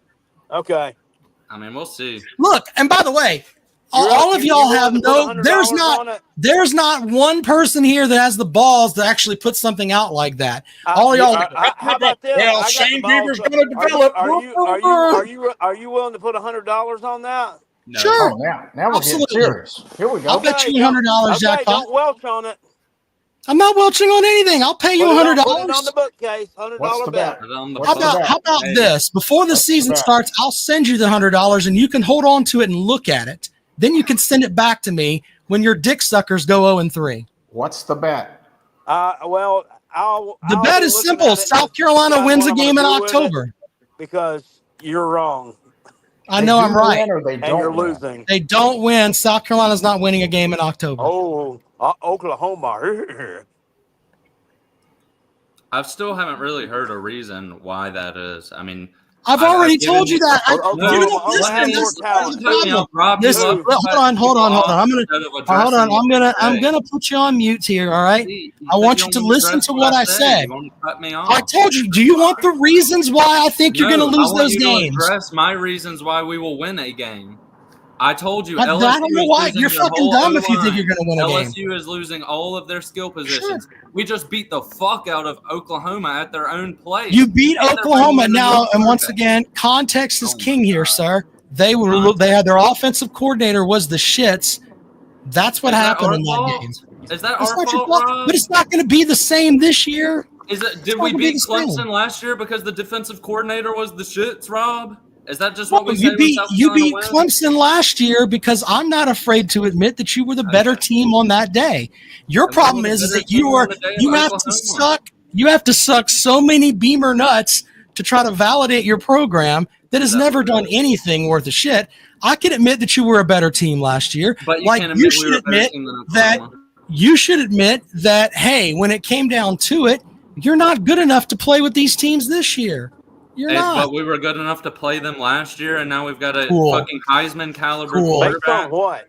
Got a Heisman caliber quarterback. With a Heisman caliber quarterback, you had one win in October. With a Heisman caliber quarterback, you had one win in October. Why can we no longer compete with the teams we dominated last year? Based on what? Sure. You had one win in October. Based on what, Rob? Why can we no longer compete with the teams that we dominated last year? I'm not saying compete. I'm saying you're not going to win. You'll go out there and compete. Say that. You said you can't compete with these teams. With their level of total talent is why I have to explain everything to these simpletons. Okay. Total talent, Rob, you can't name a single player on Oklahoma's team outside of Mateer. For Oklahoma? Yeah. Yes, he said Oklahoma. I mean... That's a long pause for someone who just has. No, I have to research Oklahoma, man. We don't have any players to compete with them, and yet you can't name a single player. No, I was looking at the 247 composite on where your roster is ranked. That's what I'm talking about. 247 composite has Lenore Sellers as a 3-star. You think he's a 3-star caliber quarterback, Rob? Cool. Do you think Jalen Kilgore is a 3-star caliber safety, Rob? Sure. Well, if that's what they have them as their composite, that's what they have them at. I don't know. They can develop into being good players. They can develop into being good players. Look, they automatically get deducted like several thousand points for going to South Carolina. Why would you go there to play football? You just backtracked on your argument. I thought it was 247 composite is why we're going to lose. Right. Right? Well, as far as total talent, they have more talent on their roster than you have. Okay, is Lenore Sellers a 3-star on 247 composite? You're grabbing it. You're grabbing at everything else. I'm grabbing at the number one. I'm grabbing at a reason that proves you wrong, and you say it doesn't apply. It doesn't apply. What was Razul Faison? I'm pretty sure he was unranked. Right? I'm not talking about Razul Faison. He's not even on the roster. You're talking about guys that aren't even on the fucking roster. What was Jalen? This is where you're going with that. They don't let you practice if you're not on the roster. Why don't we talk about guys that are on the roster? Let's try that. Holy shit! You realize all those defensive He's on the players. roster. They don't let you go out for practice. Hold up, Cal. No, this is the nail. Look at how simple. Look at how simple these guys are. Everybody calm down. Look at how simple they are. Every player that we lost on defense to the draft that you say is so important to us was a 3-star, Rob. Cool.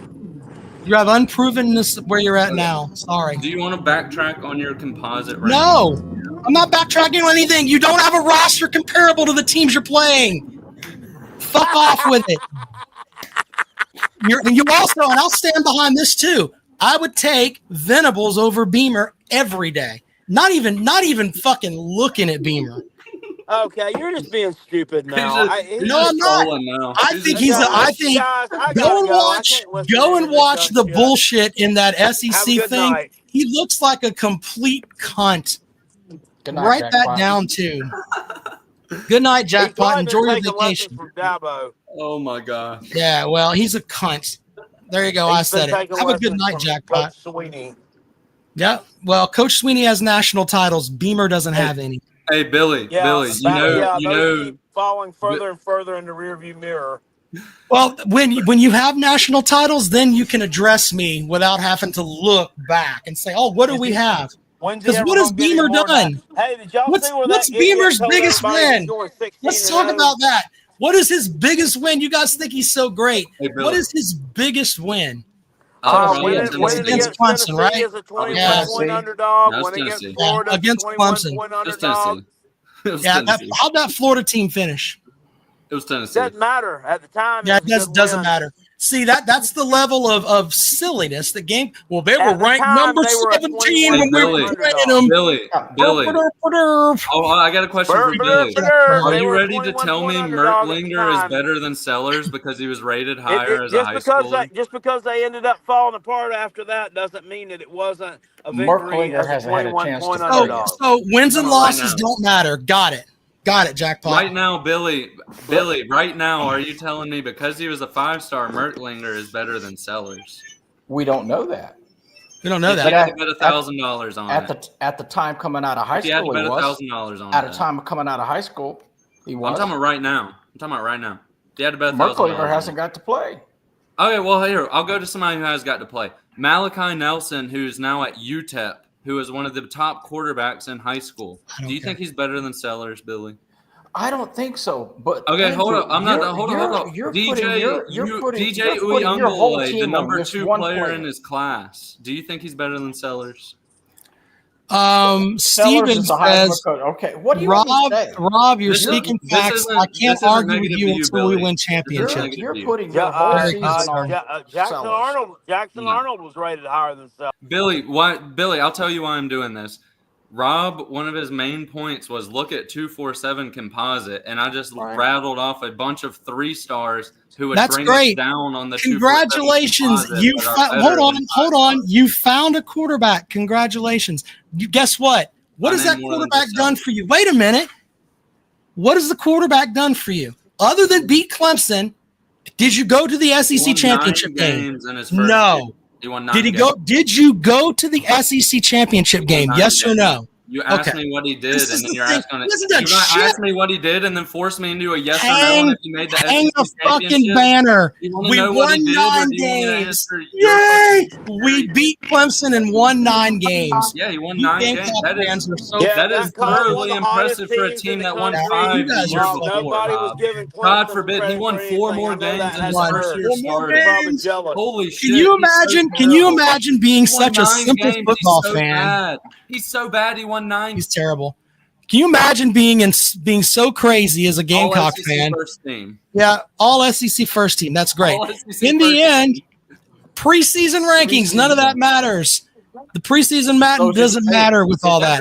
But can you imagine? Wait a minute. Will you let me finish my thoughts, sir, without just rattling off? Yeah, I mute you because I'm going to boot you if you don't leave me alone. Let me finish my thought here. You didn't let me finish. You interrupted me. Brother, I asked you to give me one simple thing of, did you go to the SEC championship You asked me, game? what has he done for you? And then you immediately We're going to have a little lesson in the way that radio and stuff works. I will ask you a question, and you can answer the question. The only measuring sticks when you're coming off. What are you talking about? All right, then I tell you what. All right, so here's what we'll do. We'll just widen the goalpost. We'll widen the goalpost. Everybody gets a championship. Everybody gets a championship. Here's a trophy for you and a trophy for you. You didn't do anything worth a fuck. You've never done anything worth a fuck. No, that's bullshit. That's complete bullshit. Mizzou's been to the fucking conference championship more than you have. So what? So what? So what?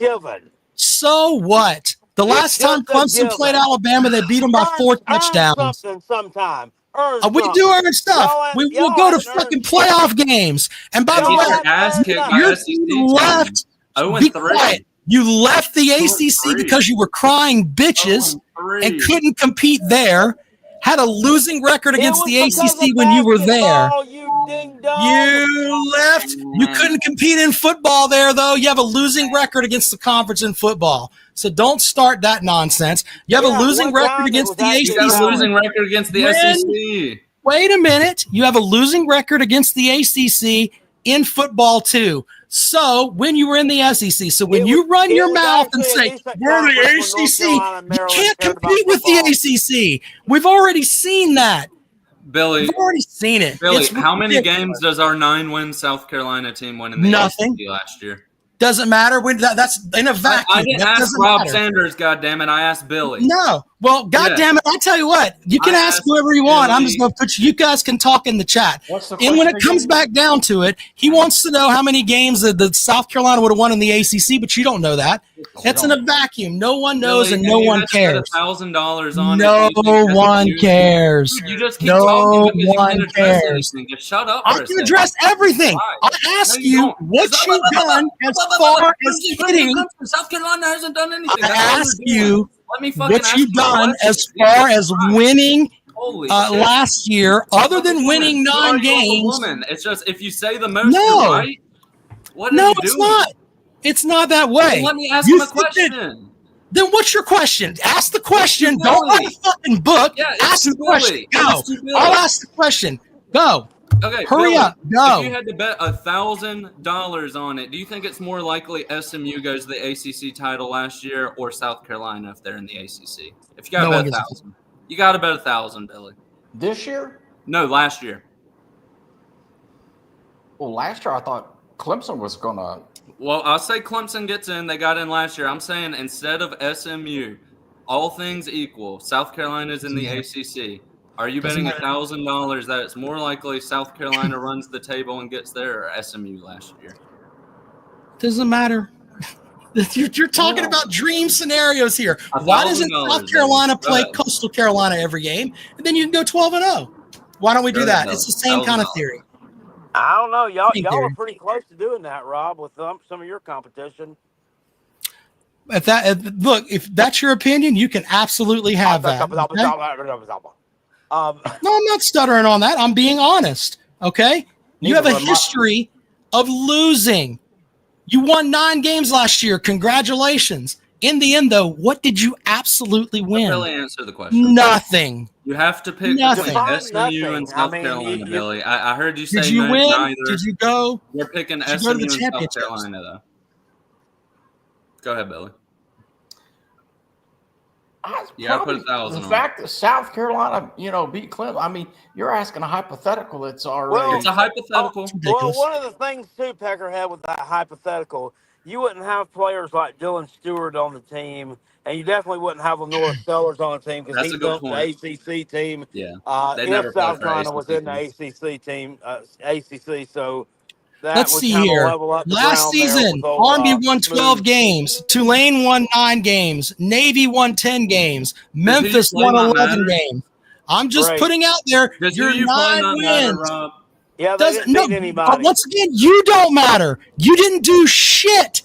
You had nothing but the Clemson win last year. That's it. You're welcome. We beat in Vanderbilt, the who was ACC, also a stop ranked it. team.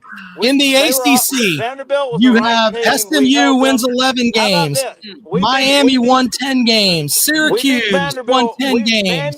The Vandy win and the Missouri Louisville win were won both 9 bigger than games. wins Hey, in hold that up. conference. Duke If won we're 9 talking quality games. wins, can you just name me some of Clemson's quality wins? Why are we spinning to Clemson? I was talking about because all you want to talk about South Carolina. Clemson has solid wins. Quality win Clemson had last year. Clemson won over a playoff team last year. Did you do that? Fuck yourself. Hold on. Clemson got a win. Shut your mouth. Clemson won over a playoff team last year. Did you do that? No. Thank you. Yeah, Die in a fire. Die in a fire. You lost. You in a fire. You beat a G5 roster, Rob. You lost. I'm sorry, you've lost here. You beat a G5 Here are roster. 7 teams that won 9 games or more: Arizona State, Iowa State, BYU, Colorado won 9 games. TCU won 9 games. Win is a G5 roster. Oregon won 13 games. Indiana won 11 games. Penn State won 13 games. Illinois, they were in the playoffs, sir. Sorry if that hurt your feelings. Illinois won 10 games, including beating your 14. You've reached a new level. Jacksonville State, the other Gamecocks, they won 9 games. What I'm telling you is that you are not special. The only win you had that was worth a fuck last year was Clemson. None of the other wins really mattered. Hey, Texas A&M win, they weren't that good either. Rob, you beat a G5 team and you're claiming that as a win. What? Of all that list of used car salesmen that you just named off, nobody talked about them being the hottest team in the country. But so South what? Carolina, they did. Indiana had the same knowledge of they're the hottest team in the country. Stop with that bullshit. Indiana By the way, beat a fucking ranked team. Hey, Billy, I got a serious question. Playoff team. Don't get me into this. No, Billy. No. That's absolutely not true. Did they end the season as ranked? Because Texas A&M was 8-5. They had a nice ranking when they played you, but ended up being the shits. I don't care. So stop with that nonsense. You had 0 wins against playoff teams. 0. Last year, SMU going to the playoffs was such an embarrassment that they such an embarrassment, but they're in the playoffs. Write a note.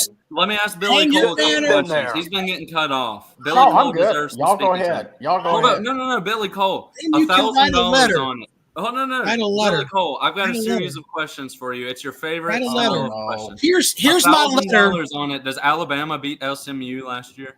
Doesn't matter. That's fine. Doesn't matter. So Alabama couldn't beat Oklahoma last year, and you're talking about Oklahoma's the shits. Alabama lost to Vanderbilt. Getting your argument messed up there. Talk so that nobody else can hear what I have to say. Vanderbilt. Because nothing that you say is valid. Everything you is. Let me see how much Gamecock dick I can suck. You are not. You are nothing not. I say is valid coming from it the guy isn't. who says Pittsburgh lost 6 straight. A better team than South Carolina means. I'll take their coaching staff over yours. Who's their coach? Because you didn't say it last week. Narduzzi, dickhead. I know who it is. Don't start with that bullshit. By the way, you can write a letter to the playoff committee, and you can say no. You can write a letter to the playoff committee, Cale, and say it was a fucking disgrace that SMU got there. And I think you should have put us in at 9-3, even though we didn't win our conference and we didn't do anything. You should have put us in over SMU. and then they'll laugh at That's you exactly and right. look at the whole That's thing. exactly right. Because South Write Carolina's your losses letter. were all to Write teams your with letter. 9 wins Can or I ask more. a simple question? Is the diary of the mouth over now? Banner right here. All right, Put your Billy. name Billy, down. now that maybe I can ask you a question now. Let me make the banner for you. $1,000 I on can the do that. line last year. We'll say last week of the season. Does Alabama beat SMU? You got to bet 1,000 on it. Doesn't care. No one cares. Probably. I'd go with that. Okay. I'll hold up. $1,000 on it. Let's say same situation. Last week of the season. Does Ole Miss beat SMU last year? No one cares. No one cares. You hear us arguing? $1,000. Probably. Probably. Okay. LSU. Let's say same thing. They play last week of the year. $1,000. Is LSU beating SMU? Here you go. Sure. I'm right here. I'm Okay. gonna make sure I put this up here. Let's see here. Well, there's our 3 lost players that Billy Cole, who's a nonpartisan, is 9 games. No, well, hold up, Billy. So you How does that look? heard SC this won. whole I need better Sharpie. Billy, But yeah, we're gonna hang do you this up. agree with Rob that just because South SMU Carolina made won the 9 playoffs, games. Okay, Rob, hold up, dude. You've been talking so long. Just let me talk. Let me ask Billy a couple questions. Come on, dude. Let's be for real. You don't gotta cut me off every time. Billy, All right. That's the problem is that we've let you run your dick sucker too much. You don't. If you, You want just to ask him fucking a talk every question, time. You don't let me finish. because my line of nothing you questioning. say. Here's Let all. me Here's finish all of his my line of questions. questioning No. and then give a Here. rebuttal. Wait a minute. I'm gonna make sure that people know your questions. Here's your questions. Wait a minute. Here's the questions coming from Peckerhead. Peckerhead's questions are very simple. How can I make South Carolina look really good, even though we've been a pile of shit for a fucking century? How can I make Shane Beamer look like the best fucking coach ever, even though he's been a cheater at other places and hasn't done shit, has a losing record in the conference? All right, everything that he says, hold on, I'm going to let you talk. I'm going to let you talk, but all of his questions will be nothing but South Carolina slanted or SEC slanted to make South Carolina look better. Now go ahead and ask your questions to Billy. And I'll kick back and I'll play Minesweeper. Go. Now that he is done, my questions will be directly. Ask the questions. Don't dance. Ask. He can't go 5 seconds. He literally just said, "I'm going to let you ask your questions," and then immediately. If you're going to ask questions, ask them. Don't sit there and run your dick sucker. Ask them. What are your questions? Into your mic, Rob? What are your questions? Now ask them why you're yelling into your mic. That's a go. What are your questions? That's a question. Can I ask my questions while you're yelling in your mic? You can do whatever the fuck you want. I'm not over there fucking stringing you together. Well, then let me ask my fucking questions. Jesus Christ, you're that scared? Holy shit. No, nobody's scared of you. My questions will directly tie to Rob Sanders' argument of quality win being SMU because they made the playoffs. It's almost like every question is related to that and not about South Carolina, Rob. He doesn't have a question. I'm not done. Notice he doesn't have a question. Okay. He just wants to dick suck and move around. Dude, you can't fucking give me 30 seconds. This is sad. It's so ask the sad. question. It's sad. Ask the question. It's sad. I'm waiting for you to ask the question. Are you going to be quiet while I do it? Yeah, I'm still waiting for the question. Billy Cole. So do you think just because SMU made the playoffs that they're a quality win when you factor in I just gave you 3 9-win teams that you said yourself would beat them that didn't make the playoffs? Oh, you got a point there. I'll give you that. Okay. So given that, Billy, I would like you to, in your best estimate, name a single quality win Clemson had last year. Because since Rob's whole argument is we had none, I would like you just name one, Billy. Give me I don't know. Didn't Clemson beat Georgia? Nope. No, I can't remember. I don't know. I can't remember Clemson's schedule. You know, outside of SMU, I don't think I mean they lost to Louisville. I'd have to pull up their schedule. You know, I haven't looked at it my own self. Well, you've made your point. I mean, the I guess the better team that come out of the ACC went to the playoffs based on, their record. That's what they looked at. Well, yeah, and I also this argument of South Carolina has no quality wins. Meanwhile, because Clemson beat SMU, who is a G5 fucking roster down to their backup quarterback, it's just asinine to me. I just listed off 3 of our losses. I could go down our wins. Do you think Missouri beats SMU if you got to put 1,000 on it last week of the year? Probably not. What about Texas A&M or Oklahoma? beating SMU last week of the year. I would probably go with Texas A&M, but not Oklahoma. That's fine. Yeah, Texas A&M's fine. Yeah, no, that's fine. What about Clemson?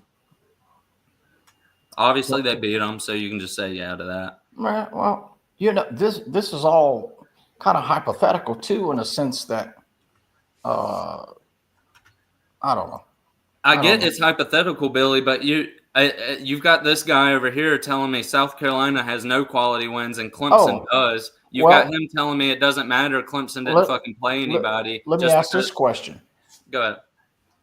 The South Carolina wins last year, and this will probably, help Andrew a little bit here.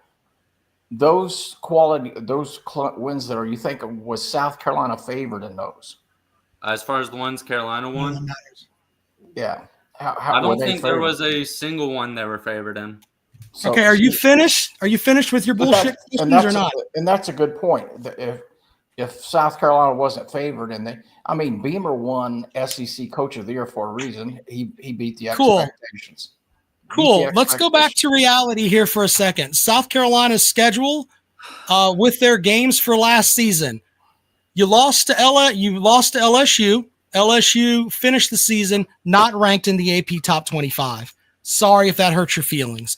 Your best win on the season as far as ranked opponents at the end of the season is Clemson. We are your fucking life. That is the way that it is. But then you sit here and then you want to shit on SMU. SMU finished 12th in the country. So the 12th best team in the country is not a quality win for dumb fuck Gamecock fans. No. That is the stupidest shit I've ever heard.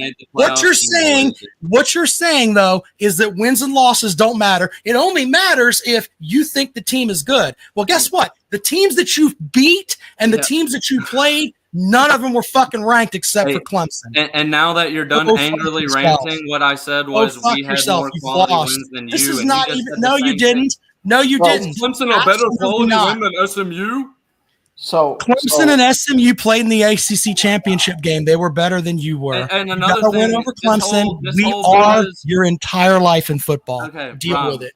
Deal with it. I know it hurts. Did Indiana get in the playoff? Did Indiana get in the playoff? Yeah, I'd love to. How did they get in the? Did Indiana get in the playoff? Billy. Before you ask that, there was one other key point of Rob's argument I wanted to dismantle. Okay. There is no dismantling of my argument. You're a shit program. You're a shit program. Okay, thank you. I appreciate it. Think about it. Everything else is a shit program. It's like losing to Vanderbilt when we lose to you. You are that terrible. What was the score of that? I don't remember what the score is. We lost. You were better than we were that day. But in reality, on football fronts, you are just a step below Mizzou. Hey, Billy, I got a question. Good luck with that. Okay. Hey, do you think that when teams line up to play each other, the 2-4-7 composite ranking is why they win or lose, Billy? See, that got to be the execution. Oh, it's got to be that. Maybe the development as well, too, right, Billy? Well, yeah. Well, so do you think it's fair to take a last 10 national champions were in the top 10 for the roster composite? Go die in that one too. You don't want me to say it. Go die in that one too. You don't want me to say it. Say what? Do you think, Billy, it's fair when you just said it's about execution and development to base an entire season's projection off of a 2-4-7 composite, especially when you consider our roster is riddled with 3 stars that have developed to be some of the best players in their position in the country? Mm-hmm. We don't know that. Sure. Do you think that's a smart analysis from a college football, a serious college football fan? Do you think they would do that, Billy, or do you think that's more of a casual take? You've got a point, but when it gets down to that committee, they're looking at one thing: wins and losses. So let me respond to him really quick there with that, because he doesn't want to hear what I said earlier. But the last 10 national champions all finished in the top 10 as far as their composite roster rankings. But hey, talent doesn't matter. He's already said that talent doesn't matter and wins and losses don't matter. It's just has nothing to do with what I said. I think my team is great, and just because your team had better wins than we had. You didn't address what I said, Rob. I didn't say we were going to win. I didn't say anything about a national title. Hold on. Let me say my question so you know what I asked, Rob. Your best win last year was against Clemson. Okay? You don't want to hear but it, Rob. Our best win was against the team that finished higher than we were. So what he did is he jumped to national titles when I asked, is it fair to base an entire season off of composite rankings when you know a team has a bunch of 3-stars that have been developed into some of the best in their position in the nation? What Rob did instead of addressing that was say, well, if you look at national titles, they've all, they're all blue bloods. They all recruit high. He didn't address anything I said. Hold that thought. Give me a minute to address a question. And I'm a SEC homer, but earlier you wanted to know that you said LSU's replacing their players too. Mm-hmm. Being honest, the LSU players that are walking on the field compared to the South Carolina Flyers, if you get into S247 composites, who do you think's got the better team? Well, they're going to be ranked higher, Billy. I'm not going to deny and that. They are, and that's why. That's why I heard earlier from somebody said, well, LSU's got to replace this too. Well, the LSU replacements, just like Georgia and Alabama over the years, they've got top 10. They got top 1, 2, 3 teams sitting on the bench. They got their Billy. I don't mean to. Hold on. Just wait a minute. That's what I was saying. Someone who are my wrenches over there on YouTube? Can you guys please? Someone banned SEC dog, and that's not cool. Whoever did that, please fix that, please. Yeah, it just showed up that it was here, and he may say dumb shit, but he has the right to spew it just like anybody else. This ain't Bentley stream. We don't ban. No, I didn't do that. And SEC dog, you're always welcome here. Go in and fix that. I saw it was only 300 seconds, so he should be back in a second, but he's not going to hear what we just said. I didn't ban him, so that's fine. But let me say something before I leave. Sure. I've been following South Carolina and Clemson football for over 50 years. Yeah. And there's a history. That's a given. Jackpot is past where you're at, Andrew. And what I'm saying is you can't be hyping a team because you knocked out Tennessee in 22, or we did this or we did that. You can't come up with these individual, what am I trying to say? Not superfluous, but stuff that really don't matter is when you start saying that we can compete and we beat this team last year, so that and that and that and that. You got to get past that.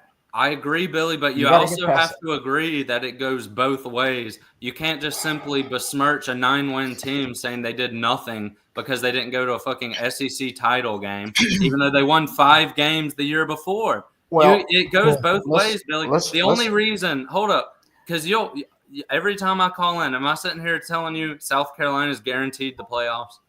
Mm-hmm. Am I saying South Carolina is guaranteed to run the table? Mm-hmm. I don't say any of that.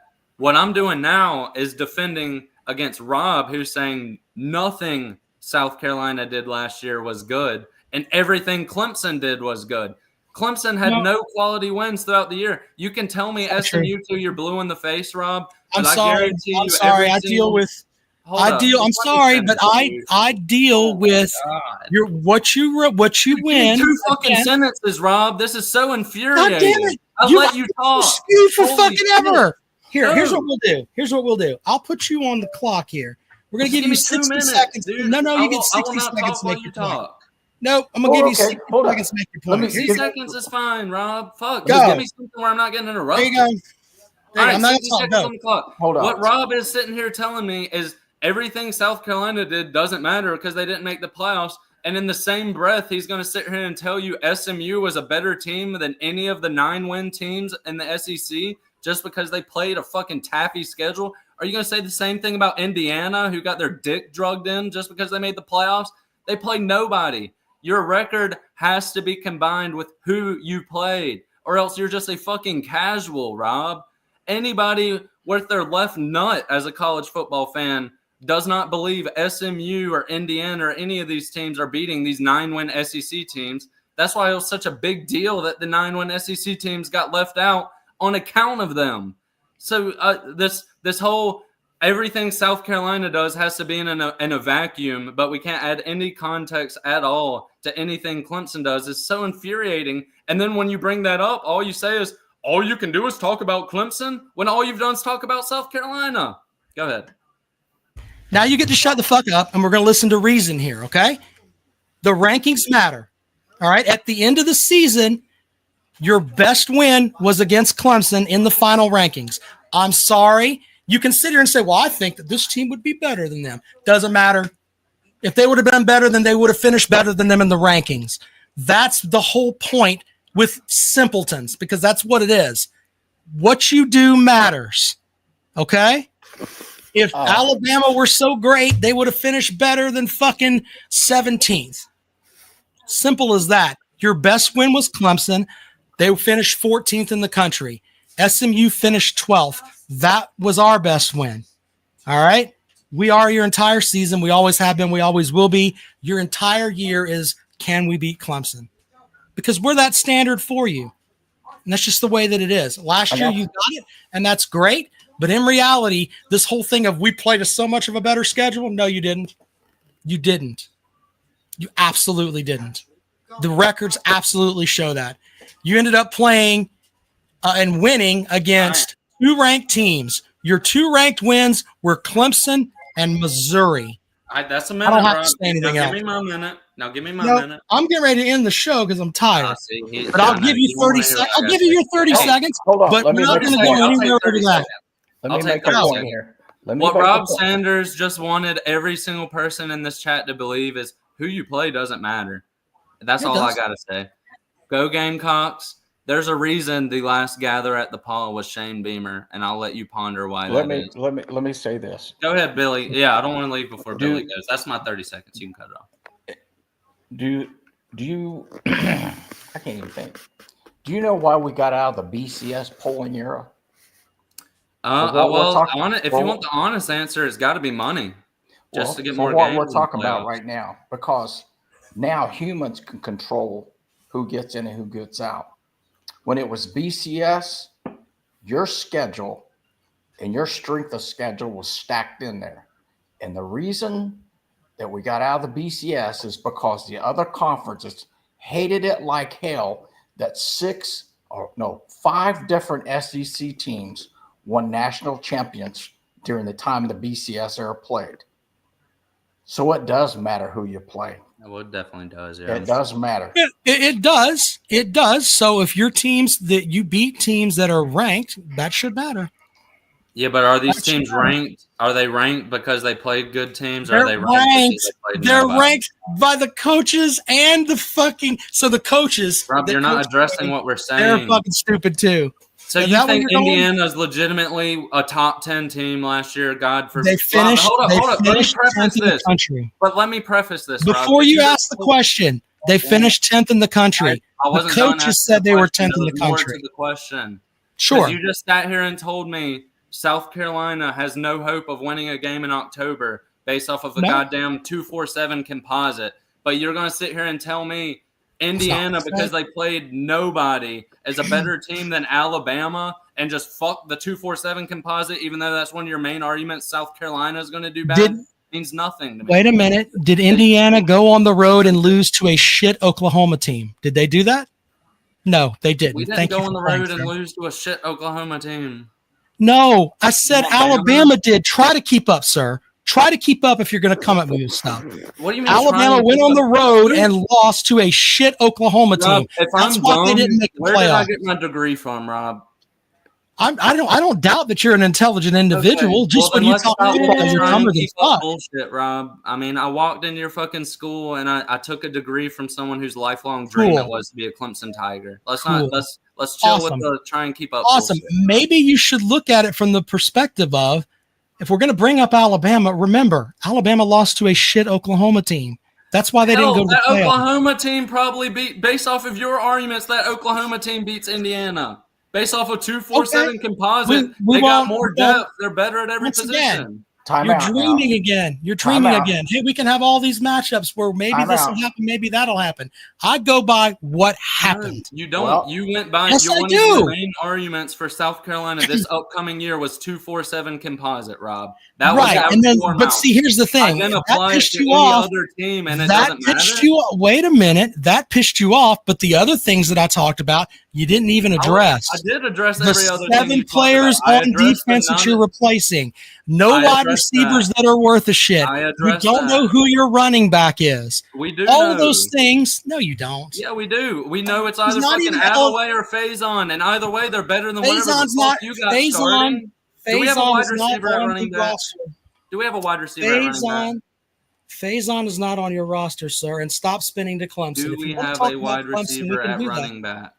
No, but you've got a fucking wide receiver playing backup quarterback. Okay, that's fine. Do we, or was he a top 100 player coming out of high school as a quarterback? He wasn't good enough to be a quarterback, though. That was a yes or no question. Is he a wide receiver, or did he come out as a top 100 quarterback, Rob? What? Sure. Yep. He sure was. And then he went to South Carolina thinking he would play. Was that, or was that not a dumbass statement to say we have a wide receiver at quarterback when he's clearly a quarterback? Sure. Whatever you need to validate your team and their 100 years of some being level a of objectivity. Rob Sanders, the Illinois would lose to fucking Bama. The SMU would lose to Ole Miss. That's Rob Sanders right there. You know, let me hold up. Can I just pull up one more thing real quick, if that's all right?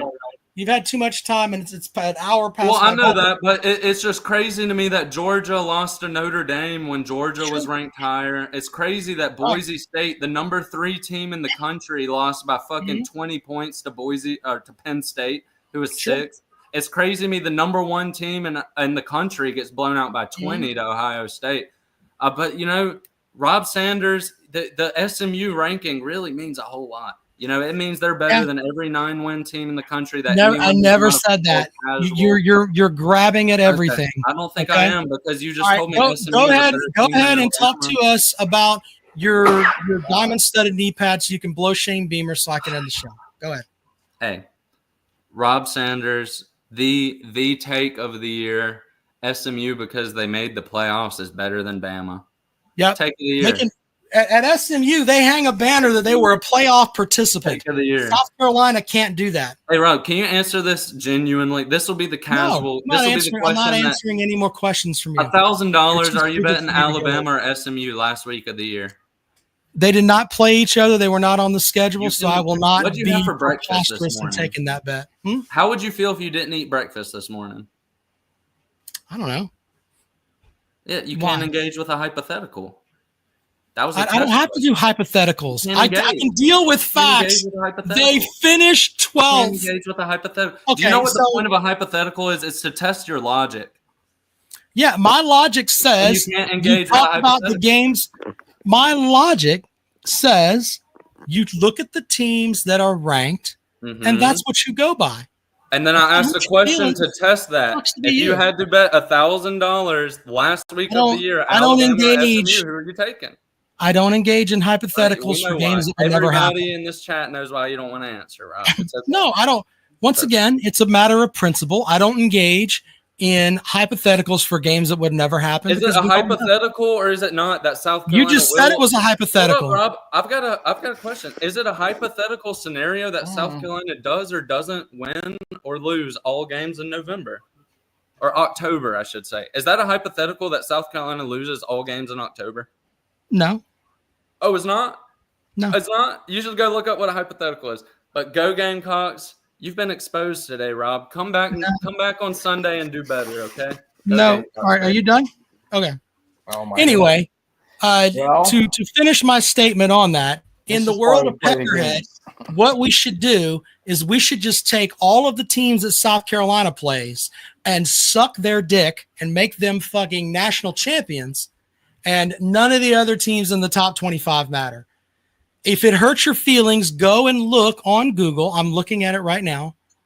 Last season, South Carolina had 2 wins against teams that were ranked. They were Clemson at 14 and Missouri at 22. That was your season. Okay? Clemson had one win against teams that finished in the top 25. That was against number 12 SMU. These are facts. You can argue and, oh, this team's better. That is the epitome of not knowing a fucking thing. When it came down to it, these teams finished better. Your team didn't. Your team sucks. They've always sucked. They'll continue to suck. It's just the way that it works. From Peckerhead, poll in the chat, type 1 in I won, 2 if Rob won. It's not about that. Know, it's not about that. It's about a way of thinking, sir. It's about a way of thinking. Now, I imagine, and I can tell you whatever poll that you have over there, the SEC dick suckers will be right up there, and they'll be trying to blow you because they want to get in your spot to blow Shane Beamer or whatever SEC coach they can to validate their programs. All right? I don't do that. I think outside of the box. There is good football that is out of the SEC. There is. By the way, our national champion is not from the SEC this year. That hurts your feelings, doesn't it? Just saying. Oh, and by the way, you didn't even get a chance to play for the national title. You had a 9-win season where your best wins were Missouri and Clemson. Hang a banner. Hang a banner. Because you didn't do anything else that was worth a shit. Sorry. What you got, Billy? You got to be respectful to you, sir. I'm listening. I'm kind of just flabbergasted as listening to how you can make the arguments. But in the end, the teams that were supposed to be in the national championship were in the championship. And you just got to win. You got to win and hope that the committee looks at that and goes from there. I mean, I don't know what else. Peckerhead said he achieved casual status tonight. Very good, Peckerhead. I've always said that about you. So thank you for the super chat. But you can't be hanging your hats on we beat this team or we knocked this team out of this or ranked 25 in recruiting, but our national average, our average is higher than. No, but his thing is that, hey, these teams that finished above Alabama or whoever, fuck them. They don't matter. Fuck them. I mean, the coaches poll had SMU and Clemson tied for 11th in the coaches poll. So the coaches of the game, the guys that have drawn up plays and everything else, getting millions of dollars to do it, they voted Clemson as 11th in the country, SMU as 11th in the country, Missouri as 20th. Okay? But they don't know anything. No, it's from last year. Oh, okay. They don't fucking know anything, though. They're just dumb fucks. They should just think about, oh, Alabama's better. We're South Carolina. We're better. We won 9 games. We should be in the playoffs. No, you shouldn't. Playoff teams don't lose by 24 at home. Playoff teams don't let a fucking Juice Wells drag nuts on their face. All right? That's what happens there. You're not relevant. You've never been relevant. Sorry if that hurts your feelings. Anyway. Well, don't forget the Calloway Pick'em, people. Very good. By the way, I put a comment in Sport Talk Jay's thing. I said, could we what was it? I asked him plug a South Carolina pool, and I haven't heard back from him yet. It's so it's raw. I have to read raw for a reason. I see that. This could have only been better if Carolina Jackpot was on here 17 bush apples deep. Look, I don't, out of respect for Jackpot, I don't turn Jackpot's crank very much. All right. It's easy to get Peckerheads because Peckerhead is a youngin' and he's still, got the whole, what is it? What's this term that, he's still got to make 3 tracks in the snow, as my grandfather would say. You can get him pissed off pretty easily. So there's that. All right. Well, look, by the way, someone else over here, don't take anything we say seriously. I don't know what happened to SEC Dog. It just showed up over here. One of you folks that have a wrench, please fix that. I didn't do that to him. I don't know what happened, but there you go. Sorry about that. As long as we don't get personal and nasty and, across the No, line. I have zero problem with Peckerhead, other than the fact that No, I'm talking about somebody cutting somebody off and stuff, but Peckerhead is emotional. I will give him credit that he is passionate about his team. I hope that he is that passionate if South Carolina finishes 5-7. Another super chat says, Chad says I destroyed you. I had you telling too. What is he talking about? How is it that you have a degree from Clemson and you can't write a complete sentence? Jesus Christ. All right, well, there you go. It's been a good show. Billy, appreciate you, sir. Have a good night, sir. Later. Good night. Good night. All right, there you go. Blue Ball says he's never put a breather in a beer can for weed. Oh, shit. Peckerhead says super chats have a shit autocorrect. I don't know. Maybe you should take that Clemson degree and design a better super chat, sir. Work on that. All right. Jackpot will be Matt S. I would fuck you up, kid. What are we talking about? Why are you so angry, Peckerhead? I hope South Carolina wins goes to the SEC championship just for Peckerhead. Maybe it'll calm him down a little bit. It's like, you know what I mean? It really could help him. Who knows? All right. Well, you guys, Jackpot will be back on Sunday. It's been a very heated show, which is fine. We like passion here.